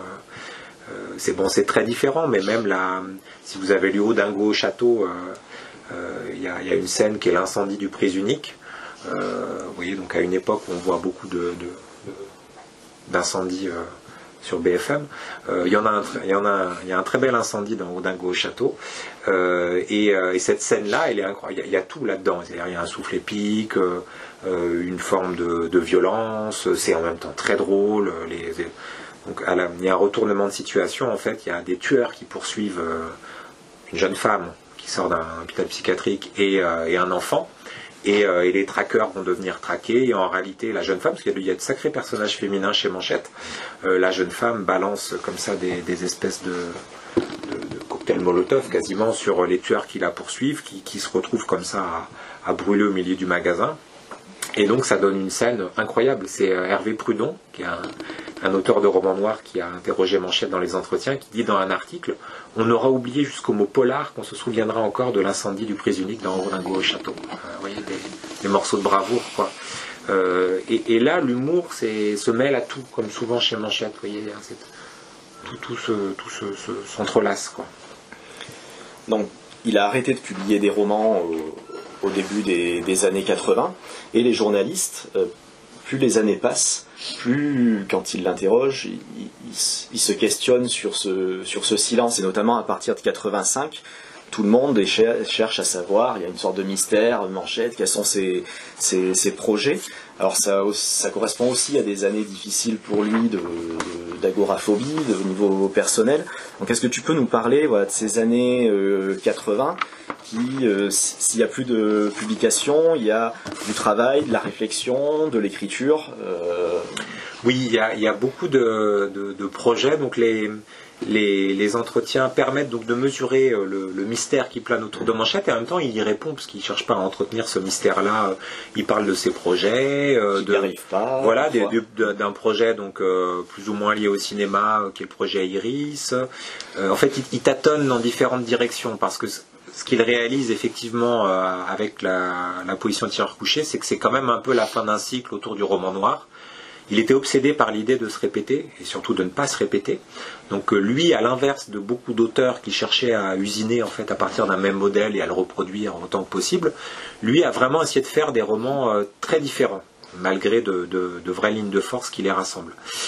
Et bon, au bout d'un moment, avec la position de tireur couché, il dit qu'il a pris les deux intrigues les plus éculées de l'univers du polar, et il en a fait un roman. Et là, il a l'impression quand même d'arriver au bout de quelque chose. Plus d'autres problèmes, plus la nécessité de travailler sur d'autres projets. mais en même temps il n'a jamais dit adieu au roman, donc il a essayé autre chose. Donc ça donne par exemple Marie Immaculée, le premier porno communiste de gauche de l'histoire du monde. Voilà, donc il a travaillé sur, et vous voyez, il est un peu revenu aux sources du roman pornographique, mais en faisant quelque chose de libre. Et là il dit, si je fais du porno, il y a des zigotos qui font du néo-porno. C'est ça, c'est-à-dire qu'en fait, c'est l'un des titres. En fait, il dit, alors il y a derrière ça l'idée aussi que, à l'inverse de beaucoup d'auteurs qui ont cherché à monter en fait de la noire à la blanche chez Gallimard, à monter, à être promu, lui en fait quand Fatal est publié hors collection et refusé par la série noire, pour lui ça va pas du tout parce que c'est vendu je sais pas combien, 33 francs, beaucoup trop cher pour un roman populaire, et ça lui convient pas du tout. Et donc quand les journalistes lui demandent mais alors qu'est-ce que vous allez faire, il dit finalement j'aimerais bien me replier encore vers des formes culturellement méprisées comme le porno. Oui, le porno ça reste encore, on risque pas de faire il n'y a pas des universitaires qui s'y intéressent trop, mais il dit comme il y a eu le néopolar, il y aura bien des zigotos qui vont faire du néoporno et ça deviendra. Le Nouvel Obs dira que c'est bien. Et le Nouvel Obs dira que c'est bien. Et donc, il travaille sérieusement. Moi, j'ai consulté le texte qui est disponible à la BNF, donc de Marie Immaculée. Je peux dire que c'est un projet qu'il a abandonné, mais qui était intéressant, celui de suivre une jeune femme, donc Marie Immaculée, et de voir, donc elle est née avec le XXe siècle, très concrètement. Et elle évolue comme ça dans l'histoire. C'était très ambitieux. Et puis la volonté de mêler donc, des passages pornographiques à des choses très politiques. Mais bon, il dit que c'était quand même compliqué de tenir la distance avec ce projet-là. Donc il travaille sur Iris. Il y a les différentes versions de Iris qui sont dans le quarto. Ça prend pas. La facilité pour lui, ça aurait été il en parle beaucoup, de continuer les Tarpons. Oui, mais en même temps, alors oui, parce qu'il dit que Tarpon, il a une trajectoire. Voilà, Tarpon, il évolue. Contrairement à Gerfaux qui. Oui, il y a un côté roman initiatique dans les Tarpons. C'est un détective privé. On le voit grandir un peu, s'éduquer, se manchettéiser même quasiment, parce qu'il commence à parler un peu comme Manchette. Prendre conscience. Dans Que d'eau, voilà, prendre conscience des choses. Mais bon, ça n'a pas pris, et puis il est jamais revenu dessus. Donc Enfin, à ma connaissance, du moins, je n'ai pas eu connaissance, il faudrait demander à Doug, mais d'autres projets précis autour de Tarpon après. Et donc, il y a Iris, et ça prend pas vraiment. Et en même temps, les choses vont commencer à s'organiser dans les années 80. L'idée que le polar, son rapport au polar doit évoluer, il va passer vers quelque chose qui serait plutôt le roman d'espionnage. Et en même temps, il va amplifier une tendance qui s'était déjà développée dans ses romans noirs, qui est de prendre de la hauteur de vue et de la profondeur de champ. C'est-à-dire qu'il peut plus, déjà dans ses romans noirs, c'est pour ça qu'il est très loin des romans à la Albert Simonin, en fait, le milieu, ça l'intéresse pas du tout. Le milieu, la pègre, c'est un milieu beaucoup trop étriqué.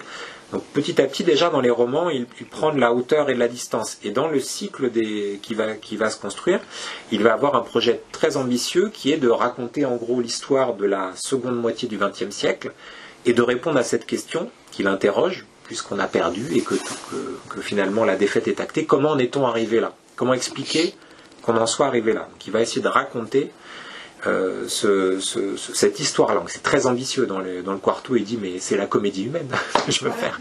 Et oui, c'est ça qu'il veut faire. Donc projet très ambitieux dans lequel Iris va trouver sa place, mais dans un deuxième temps, il va travailler sur La Princesse du Sang, qui est le roman qui va l'occuper durant les dernières années de sa vie. Et ça va être très compliqué. Il y travaille vraiment. Le texte a été publié à titre posthume. Il est absolument magnifique. Il a beaucoup travaillé dessus. Mais en même temps, c'est compliqué parce que il y a des difficultés aussi d'ordre pratique qu'il va raconter à Gallimard dans une lettre, de la correspondance. Lettre de 93. Je dis que je pouvais la lire. Ça résume bien à peu près le problème qu'il a avec ce cycle de romans. Cher Antoine Gallimard, quoique vous ayez assurément bien d'autres choses à faire, bien d'autres choses à penser, vous vous êtes peut-être demandé parfois où nous étions passés, moi et mon légendaire prochain roman. Il serait décent que je vous tienne au courant, bien que vous ayez peut-être eu de mes nouvelles par Patrick Raynal ou Chantal Bruel, avec qui je suis resté régulièrement en contact. Quant à mon roman promis, donc, après que des deuils eurent interrompu à plusieurs reprises, c'est moi qui, en août 91, me suis retrouvé hospitalisé pour une intervention chirurgicale de magnitude environ 5 sur l'échelle de Richter. Duodéno, pancréasectomie partielle. Une dépression réactionnelle s'en étant en suivi. Je n'ai pas travaillé depuis à part la traduction de la nouvelle préface au Marilyn Monroe pour Folio et une autre traduction pour les éditions Rivage. Heureusement, Il apparaît à présent que je suis tiré d'affaire, physiquement et mentalement, avec une grande imprudence. J'ose dire, pour la 5e année consécutive, que mon prochain livre devrait être terminé cette année. Je suppose qu'un pot de fleurs va donc me tomber sur la tête tout à l'heure, quand j'irai chez Félix Potin, je vais mettre un casque, c'est plus prudent. Bon. Donc là, il y a aussi les problèmes de la vie, en fait, qui font que, comme une malédiction, en fait, à chaque fois qu'il s'y remet, il est arrêté par tout ce qu'il vient de décrire. Et donc, il y travaille. C'est à la fois très beau et très triste parce que c'est magnifique, que ça aurait donné d'évidence très très ambitieux. Voilà, un cycle de romans incroyable s'il n'était pas mort aussi jeune, puisqu'il meurt en 95 et qu'il est vraiment pas vieux. Et que donc c'est arrêté net. D'ailleurs, le roman s'arrête sur une espèce d'ascension. Alors il reste des notes après que Doug Heyline a compilées pour nous permettre de comprendre la suite quand même de l'intrigue. Mais le cycle là, Les gens du mauvais temps, est arrêté. Donc on le voit, c'est à la fois très intéressant et un peu triste parce que nous on sait bien que c'est comme dans la tragédie, quoi. Nous on sait que ça n'ira pas au bout. Et donc les entretiens nous éclairent sur tout ça et en même temps et nous donnent envie de lire, je pense. C'est La princesse du sang et même Iris qui est très intéressant. Et en même temps, bon, c'est triste, quoi. Il disait, je pourrais aussi reprendre Tarpon et ça serait signé Eugène Tarpon. Il pourrait écrire un livre qui s'intitulerait Manchette fatale. C'est intéressant comme effet de miroir. Oui, voilà, les effets de miroir, c'est aussi quelque chose d'important. Donc voilà. Et les entretiens comme la correspondance, ça accompagne aussi ces années-là, qui sont des années difficiles, d'épreuves réelles, avec une forme de noirceur aussi de l'existence. Donc ça fait aussi partie de leur intérêt, je pense. Il me reste encore 2 questions, je vous rassure. Ensuite, vous aurez l'opportunité de peut-être de relancer sur certaines choses. Donc, dans les entretiens, ils ressortent également certains de ses goûts et de ses passions. Donc, on a déjà pas mal parlé de cinéma, mais on voit aussi qu'il s'intéressait à la musique, en particulier au jazz, à la BD, aux armes à feu. Et ses passions, ça lui sert également à mettre dans ses romans, à situer socialement ses personnages, à donner un certain nombre de détails. Alors, d'ailleurs, ça semble être à peu près la seule chose qui intéresse Bernard Pivot dans les questions, non-questions qu'il lui pose. Donc, est-ce qu'il y a une de ces passions, parmi ce que j'ai cité, dont tu voudrais nous parler un peu pour illustrer comment il l'intègre? C'est pas évident parce que il y a beaucoup de choses. Et l'un des intérêts des entretiens, c'est que même si on ne connaît pas ou apprécie pas spécialement Manchette, enfin, qu'on l'apprécie pas encore, c'est une porte ouverte vers la bande dessinée, dont il était un grand amateur. Ça a été avec Doug Heyline, le traducteur de Watchmen, immense bande dessinée. C'est évidemment une porte ouverte vers le jazz. Il y a un entretien notamment plus spécifiquement consacré au jazz. Et tout ça nourrit ses romans. Enfin, le jazz, par exemple, il y a de la musique dans tous ses romans, sauf dans Fatal, où un personnage dit ça manque de musique. Donc il le sait très bien qu'à ce moment-là, il n'y en a pas. Le cinéma, pareil. Alors, je pensais à 2 choses peut-être un peu différentes. D'abord, l'une de ses passions, là, il le dit souvent, c'est la traduction. C'est-à-dire que c'est en plus un grand traducteur qui traduit bien et qui fait par ses traductions découvrir des œuvres importantes, comme les romans de Ross Thomas ou alors les romans de Donald Westlake. Voilà, Kawa par exemple, qui est un roman qu'il a traduit, qui est un roman incroyable, magnifique, que je vous invite à lire. On doit aussi cette lecture-là au travail de dénicheur et de traducteur de Manchette. Et ce rapport à la traduction, il est vraiment important pour lui. C'est-à-dire que là, il se sent aussi dans son élément. Vous voyez, d'ailleurs, à un moment, il dit même qu'il a peut-être été meilleur traducteur que romancier. C'est le sentiment qu'il a. On peut pas être d'accord, mais c'est le sentiment qu'il a. Donc, ce goût pour la traduction, il est important. Et puis, peut-être plus original, dans sa capacité à intégrer certains de ses goûts dans ses romans, il y a les avions. Je me suis dit que c'était peut-être pas connu. En fait, dans le journal, on voit et on découvre qu'il aime les avions. En fait, les avions, c'est une passion de jeunesse, les avions en fait. Et donc en 69, il écrit pour travailler sur le cabochard, donc un des projets alimentaires. J'achète Aviation Magazine et Flying Review International. Entre parenthèses, ex-RAF Flying Review. Donc, il connaît bien le problème. Ce sont comme de vieilles relations que je retrouverai. C'est agréable. plus c'est beau, les avions. Vous voyez, on est en 69, une espèce d'émerveillement encore enfantin. Dans les têtes brûlées des romans pour la jeunesse qu'il a écrit avec Michel Levine, il y a des avions qui volent, enfin vous voyez, à ce côté-là. Et il se trouve qu'il dit que pour La Princesse du Sang, il dit « je reviens sur mes pas au niveau politique », mais il revient aussi un peu sur ses pas là-dessus, puisqu'il y a une très belle scène avec un avion, puisque ça se passe en partie dans la Sierra Maestra, à Cuba, et qu'à un moment donné, le personnage d'Ivory Pearl, donc une jeune journaliste qui veut s'isoler du monde, qu'elle veut aller, elle en a marre, elle fait des photos, elle en a marre de ce qu'elle voit, elle veut aller au fin fond de la Sierra Maestra pour être tranquille, toute seule, photographier des animaux. Bon, ce qu'elle ne sait pas, c'est qu'on n'échappe pas au mouvement de l'histoire, donc là-bas aussi, l'histoire va la rattraper. Et donc elle est toute seule et à un moment donné un avion vient lui relâcher des ballots rembourrés qui contenaient du matériel choisi par Ivy pour son année de solitude. Et l'avion s'en va, et cette scène est très belle. Au dernier passage, agrippé d'une main à l'encadrement de la porte ouverte sur le flanc du Catalina, le copilote salua Ivy du pouce levé. Elle lui rendit son salut. Ils n'étaient séparés que par quelques dizaines de mètres, mais aussitôt le pilote remit les gaz, fila au ras de la forêt et disparut en volant vers le sud-ouest, plongeant du haut de la Maestra jusque vers la mer des Antilles pour reprendre de la vitesse puis le chemin de Miami. Vous voyez, cette longue phrase-là. Enfin, là, on voit aussi le talon de manchette pour condenser les choses. On voit l'avion qui s'en va, quoi. Vous voyez, dans la longue phrase, puis pour reprendre de la vitesse puis le chemin de Miami, la formulation est très belle.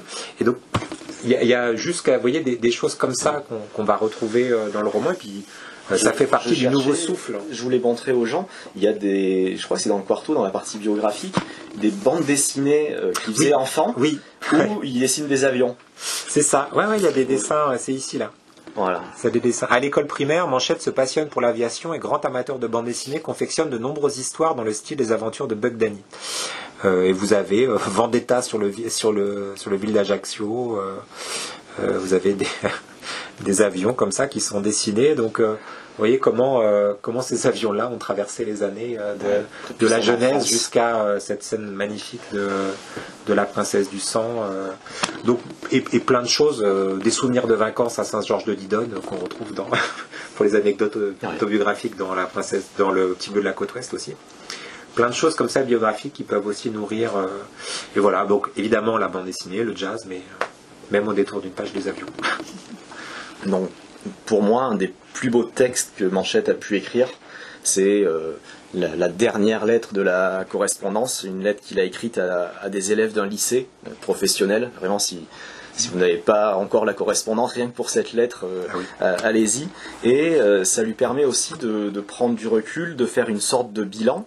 Et la dernière question que je voulais te poser, c'est finalement, quand il est malade, à la fin de son parcours, dans les dernières années de sa vie, quels sont, alors on en a parlé un petit peu, des regrets avec les Bovici, il y en a d'autres, ou au contraire des choses dont il était fier. Alors là, honnêtement, je pourrais pas parler, tu vois, c'est trop dur, j'en sais rien, puis en plus comme j'essaye de surtout pas parler au nom de Manchette, mais comme un lecteur qui aime bien et qui a travaillé dessus. Mais donc de ce point de vue-là, honnêtement, j'en sais vraiment rien. Le fait que des jeunes aient renoncé au terrorisme. Voilà. Par contre, dans la lettre, voilà ce qu'il explique, c'est quelques motifs de satisfaction, pas grand-chose en définitive. Alors c'est effectivement une très belle lettre, on peut dire ça. On l'a placée à la fin de la correspondance en guise de conclusion, alors que chronologiquement, c'est pas tout à fait la dernière lettre, mais on est dans les derniers mois. Et c'est une lettre qui est écrite à une classe de lycéens. Pour défendre la littérature, l'écriture. Et donc, quels que soient ces regrets qu'il exprime dans les entretiens, on voit à quel point il est attaché à la lecture et à l'écriture. Parce que les lycéens leur demandent, et à ceux qui parmi nous sont non lecteurs, donnez-nous envie de lire des livres. Faites ce que nos professeurs n'ont pas réussi à faire, donnez-nous envie de lire des livres. Donc il va essayer. Alors il dit voilà, ça éclaire les siècles passés, et sans ces romans-là, on n'aurait que Hélène et les garçons comme regard sur le monde, donc ce serait un petit peu dommage. Il donne plein d'arguments comme ça, en essayant de jamais être professoral. Il dit, voilà, dans une librairie, il dit la littérature, c'est la mémoire des émotions des hommes. La mémoire des émotions des hommes. Et quand on est en réunion, ou j'aime ça, citer ça, la mémoire des émotions des hommes. Il y a tout, donc il essaye de défendre comme ça, de montrer l'importance de la lecture en général et de l'écriture. Et donc pour lui, il dit avec beaucoup d'humilité, et une humilité que je pense pas feinte du tout. Je suis vraiment convaincu de sa sincérité à ce moment-là. Quel motif de satisfaction pour lui. Bon, des livres agréables à lire dans le train, c'est pas rien, puis il y a mis assez de temps pour qu'on imagine qu'il y était attaché quand même, mais par exemple le fait que peut-être quelques connaissances aient été découragées par le fait de se lancer dans le terrorisme à la lecture de Nada, bon, il se dit c'est pas si mal peut-être comme bilan, ça a une action un peu concrète. Pour le reste, bon. Et en même temps, vous voyez, j'aime bien citer la fin parce que donc, ça traduit son humilité, puis c'est très beau. Enfin, j'y pensais quand tu parlais. Les élèves s'excusent de leurs questions et disent que vraiment leurs questions étaient trop longues. Et Manchette, qui leur répond très longuement, leur dit mais je n'ai pas trouvé votre lettre longue, mes réponses le sont peut-être. Mais je les trouve, comme on dit, un peu courtes. J'ai fait de mon mieux, je vous salue. Et là, je pense que dans ces quelques mots-là, on sent bien à la fois l'humilité et la sincérité, et en même temps, j'ai fait de mon mieux. Hein, vous voyez, une espèce d'exigence qui, moi, me le rend très sympathique. C'est-à-dire que maintenir le cap, quoi, même dans le mauvais temps ou derrière les lignes ennemies, faire de son mieux, quoi, dans les livres, dans la vie, puis dans les livres aussi. Et voilà, et j'aime bien quand il dit... mes réponses le sont peut-être, mais je les trouve un peu courtes. Et ça dit beaucoup aussi peut-être de son rapport au roman, c'est-à-dire que bon, il y a peut-être le sentiment que c'était pas à la hauteur de ce qu'il aurait imaginé, même si de fait dès le journal, dès le début, il est quand même relativement lucide sur le fait que sur la place de la littérature par rapport à la subversion. Mais voilà, donc je sais pas si ça répond à ta question, mais peut-être des réponses courtes, mais en même temps, il a fait de son mieux. Et voilà. Bon, moi aussi, j'ai fait de mon mieux. Moi aussi. Maintenant, si vous avez quelques questions, ouais, merci. Merci à Nicolas. Voilà, les questions étaient, elles, très, très longues. Il y en a que j'ai raccourcies. Est-ce que vous avez des remarques, des questions, Gilbert ? Oui, vous l'avez un peu évoqué, mais qu'est-ce qu'il avait comme type de relation, voire d'amitié, avec ses confrères qui écrivaient des polars à cette époque-là? Alors, vraiment de tout. Des amitiés réelles qu'on voit dans la correspondance, par exemple, enfin, même si ça s'est peut-être arrêté, mais avec Pierre Signac, par exemple. Il y a aussi des auteurs qui l'accompagnent, comme Richard Morgiève, où on en a parlé un petit peu de Jean Echenoz, même s'il marque au fil des lettres une petite différence quand même par rapport à ce que fait Jean Echenoz et ce qu'il fait lui, du point de vue de l'engagement du roman. Donc il était capable d'être très confraternel, et les auteurs étrangers aussi. Par exemple, dans les entretiens, il raconte comment il est allé en Espagne, comment il est sortant de l'agoraphobie enfin, il a pu retourner dans des lieux où il y avait un petit peu de monde, et donc il a cédé au plaisir d'aller à un festival de polar, ce qu'il regardait avec beaucoup de méfiance. Et donc, à Bilbao, je crois. Non, à Riron, pour la Cévennes. Voilà.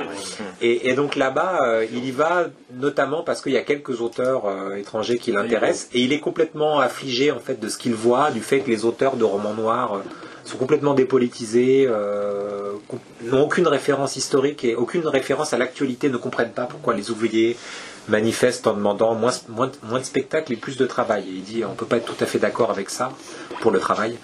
Mais en tout cas c'est important. Donc il est à la fois complètement affligé et charmé de rencontrer certaines personnes, comme par exemple, me semble-t-il, Ross Thomas, qu'il rencontre là-bas et avec qui il entretient, et pour qui il a une vraie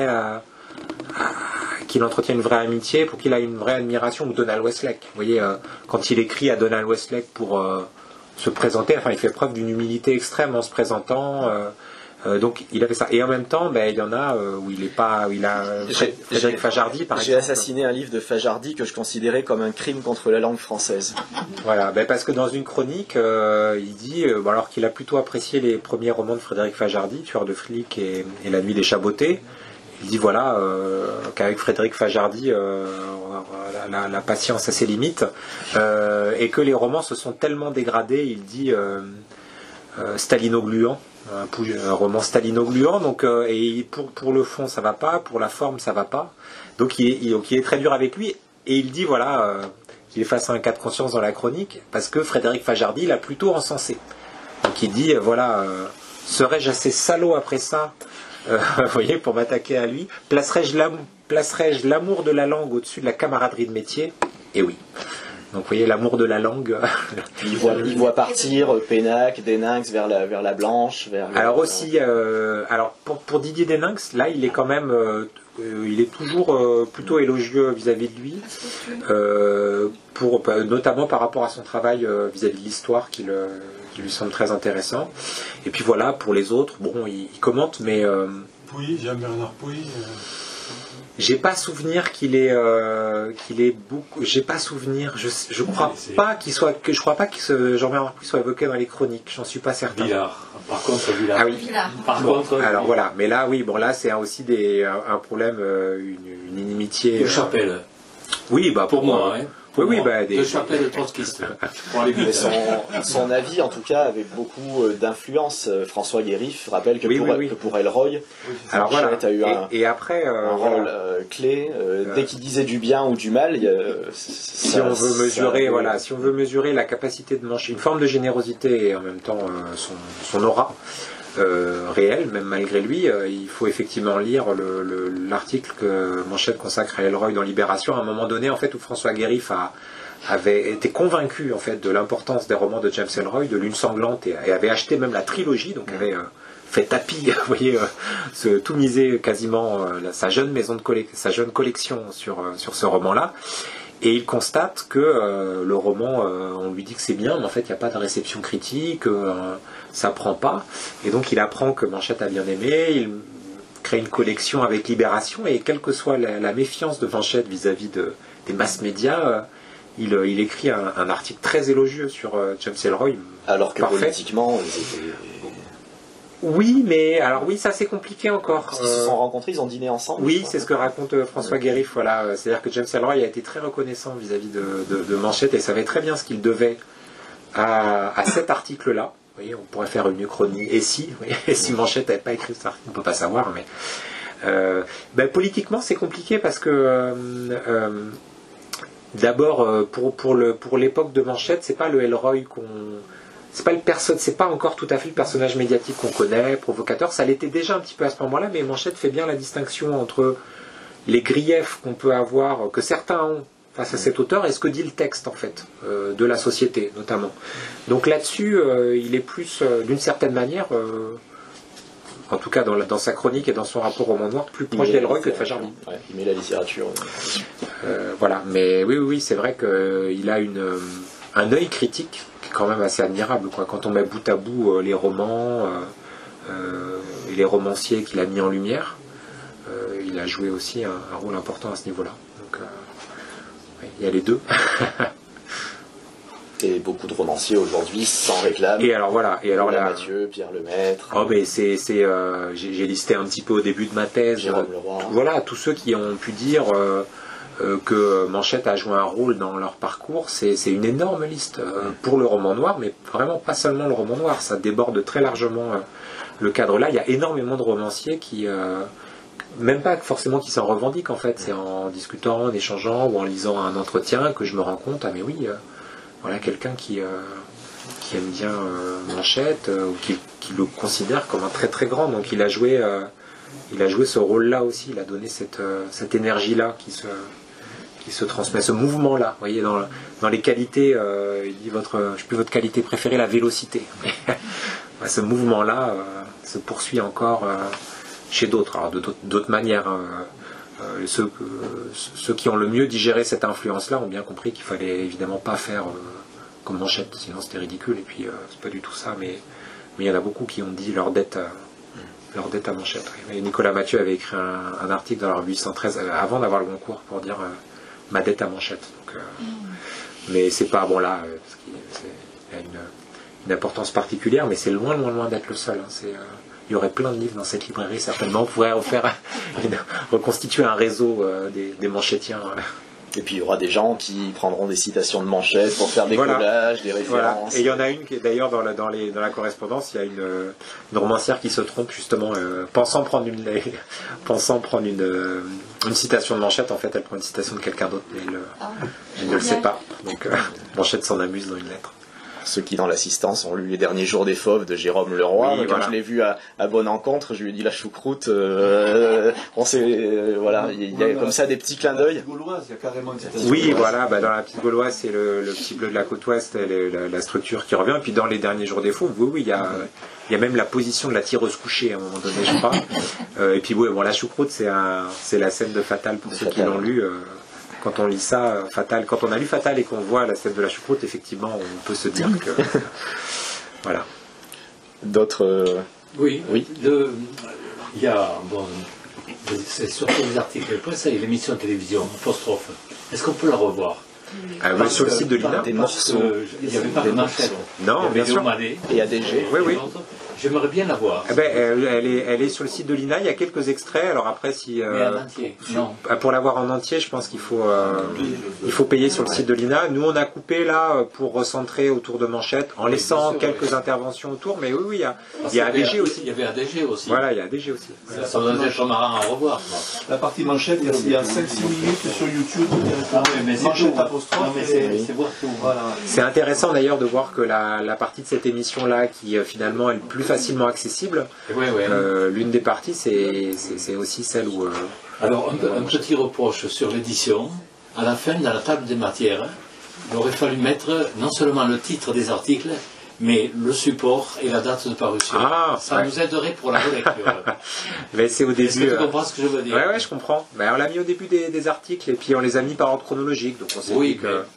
Alors oui et non. Alors j'entends ce reproche. Tout à l'heure, pendant que tu parlais, j'ai essayé de retrouver. Oui, mais alors moi alors en même temps je l'entends, mais en même temps le plaisir en fait de trouver les titres a été celui parce que chaque titre en fait est issu de l'entretien et je dois dire en fait que j'étais pas mécontent en relisant en fait le fait de les avoir les uns à la suite des autres.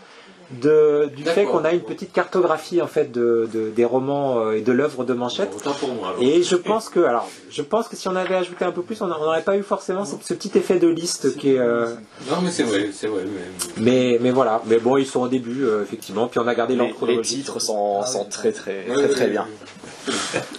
Toujours aller contre soi pour avancer. Ça aussi c'est important. Ceci dit, tes notes. Je le connais ça. Oui. La position de l'écrivain debout, c'est un Tes article. notes sont très intéressantes. Merci. Vraiment. C'était le magazine littéraire. Et pour ceux qui n'auraient pas lu Manchette, l'idée qu'il faut... qu'à lever le doigt. Pardon. L'idée qu'il ne faut pas forcément être un spécialiste et avoir lu les romans pour apprécier les entretiens, au contraire. Non, C'est ce que je voulais dire en fait. Ouais. Moi je les ai lus là, derrière les lignes et demie, j'ai trouvé ça extraordinaire, mais vraiment c'est vraiment extraordinaire, en n'ayant pas tout lu Manchette. Et vraiment ce qui en ressort, tout ce que tu as dit Nicolas, mais c'est que certes c'est un auteur, c'est un chroniqueur, c'est un traducteur, c'est un cinéphile, mais c'est un penseur, quoi. C'est vraiment un penseur. Et parce qu'il y a des auteurs, il y a parfois des auteurs cérébraux, mais lui c'est un intellectuel. Et il donne à penser. C'est-à-dire que c'est un régal. Et depuis que j'ai lu tous ces entretiens, régulièrement, je vais reprendre ces entretiens et je m'en relis un. Je comprends.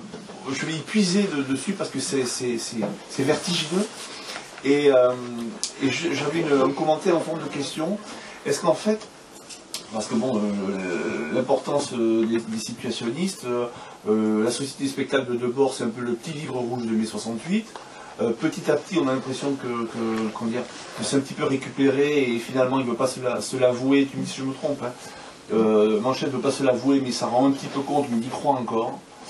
Et est-ce que finalement, c'est pas un romantique qui se cache derrière un voile de cynisme pour se protéger un petit peu, parce qu'il n'est pas dupe et qu'il y a une forme de... Et c'est ça que je trouve très intéressant chez lui, c'est-à-dire que c'est quelqu'un qui est agoraphobe, qui reste enfermé chez lui, et qui est totalement dans le réel. C'est ça qui est extraordinaire. C'est un type qui est... c'est Édouard Grieg qui écrit Peer Gynt dans une cabane, quoi. Enfin, vous voyez, il est totalement enfermé, il est en dehors du réel géographiquement, mais par la pensée, il est totalement actuel. Et je suis entièrement d'accord, ce qu'il écrit, les gens qui veulent quitter, les cadres qui veulent quitter le boulot, etc. On en a des gens qui veulent partir parce que stop. Et de plus en plus, la grande démission. La grande démission. J'ai ma chef qui s'en va, la directrice. Ça, c'est parce que tu fais lire trop de manchettes et après, tous les cadres partent. Il y a un phénomène sur le Villeneuvois de fuite des cadres. Voilà, est-ce que finalement, c'est pas un romantique cabossé quoi, qui se protège un petit peu là derrière parce que sa perception du monde et du réel est tellement vertigineuse que c'est au bout d'un moment, enfin, comme tous les grands qui se sont interrogés sur cette chute de civilisation, à un moment ils finissent tous par se suicider quoi, en gros. Et est-ce qu'il n'y a pas aussi un petit peu de ça chez Manchette, qui est vraiment un penseur du réel quoi. C'est ça qui est fabuleux. Alors oui, mais c'est pour ça que je pose la question. Oui, mais peut-être sans, tu vois, les côtés, sans le lyrisme romantique. Alors dans l'œuvre, tu vois, ce serait plutôt ça. Mais après que ça résonne avec des aspirations déçues du 19e siècle. Oui. Pour le côté noirceur social. Oui. Puis comme à sa manière, il peut y avoir même chez Flaubert, un critique du romantisme, des aspects de romantique déçus. Qu'il a pu digérer et intégrer, oui. Puis après, il y a l'idée que il est à la fois profondément de son temps et puis en même temps, il regarde vers le passé pour les grandes œuvres du cinéma. Il y a dans le livre là qui rassemble des contributions d'universitaires, la chaîne Acarcis, il y a un texte sur le cinéma, sur les yeux de la momie en fait, et sur l'idée de la momie en fait, quoi, sur ce regard-là. Donc oui, ce que tu dis, c'est vrai que c'est intéressant de voir comment, en étant enfermé dans son appartement, il est beaucoup plus en prise avec le monde que d'autres qui vont de cocktail en cocktail. Et oui, non, ça c'est vraiment frappant, quoi. Mais parce que si 7 ans. Alors je sais plus exactement, oui, puis en même temps... il explique qu'il pouvait plus aller jusqu'à sa banque. Oui, c'est ça. Oui, alors c'est compliqué ça, parce que je sais plus exactement combien, parce que je crois qu'il y a eu des phases, et puis que... qu'il y a eu des moments d'agoraphobie quand même de phase plus aiguë que d'autres en fait. Vérif le dit, c'est-à-dire qu'il a sorti Manchette de son agoraphobie pour lui faire rencontrer Elroy, et là il est arrivé alors c'était peut-être une phase moins importante, mais il est arrivé à braver un petit peu cette... Il y avait ça avec l'attrait d'Elroy, et puis je crois que François Greff, je sais plus si raconte dans ses mémoires ou dans un entretien qu'il y a eu un moment donné où il a emmené Manchette en reportage pour quelque chose, et au fur et à mesure qu'il s'éloignait de chez lui, il le voyait blêmir, donc il n'était pas bien. Non, mais en même temps, c'est aussi que c'est un lecteur avec beaucoup d'acuité, lecteur de Hegel et lecteur du monde quand même, en fait, du monde, je veux dire, du quotidien, quoi. C'est-à-dire qui colle des articles, toi je le rappelle dans l'introduction, mais une grande méfiance, et en même temps, il baignait dans ces journaux-là, parce que ça se faisait l'écho du monde, ou l'écho de ce qu'on voulait nous cacher sur le monde. Il est aussi assez attentif à ça, les choses derrière les choses, comme Debord, et en même temps, oui, il est complètement en phase avec ça. Donc il colle plein d'articles dans son journal, puis il dit d'une certaine manière que pour ses romans futurs, là, il a la documentation sous la main, en fait, pour la seconde moitié du XXe siècle. Tout est, si vous achetez le journal, ce que je vous conseille de faire, puisqu'il y en a là-bas, vous verrez que c'est même respecté. Enfin, ça fait partie aussi d'un des intérêts de ces livres, c'est que c'est une histoire, ça, des années 70, 80 et 90 de la France et du monde. Pareil pour la correspondance, de la même manière que dans le journal, il y a la vie de ce jeune écrivain qui est Jean-Patrick Manchette jusqu'en 74, mais moi j'ai appris plein de choses au niveau historique. Là aussi, il y a la mémoire des émotions et l'histoire des hommes, qui est plein d'articles. Alors des fois, c'est moqueur, c'est vraiment le dictionnaire des idées de reçu de Flaubert, quoi. C'est-à-dire, il met les articles les plus idiots qui soient, et il les met parce que c'est rigolo. Mais il évolue là-dessus, et il fait vraiment, il devient un historiographe du négatif. Donc oui, ça c'est très frappant, et il reste lucide. Et puis en fait, il devient prescripteur, presque malgré lui, finalement. C'est-à-dire qu'il devient institutionnel, ce qu'il...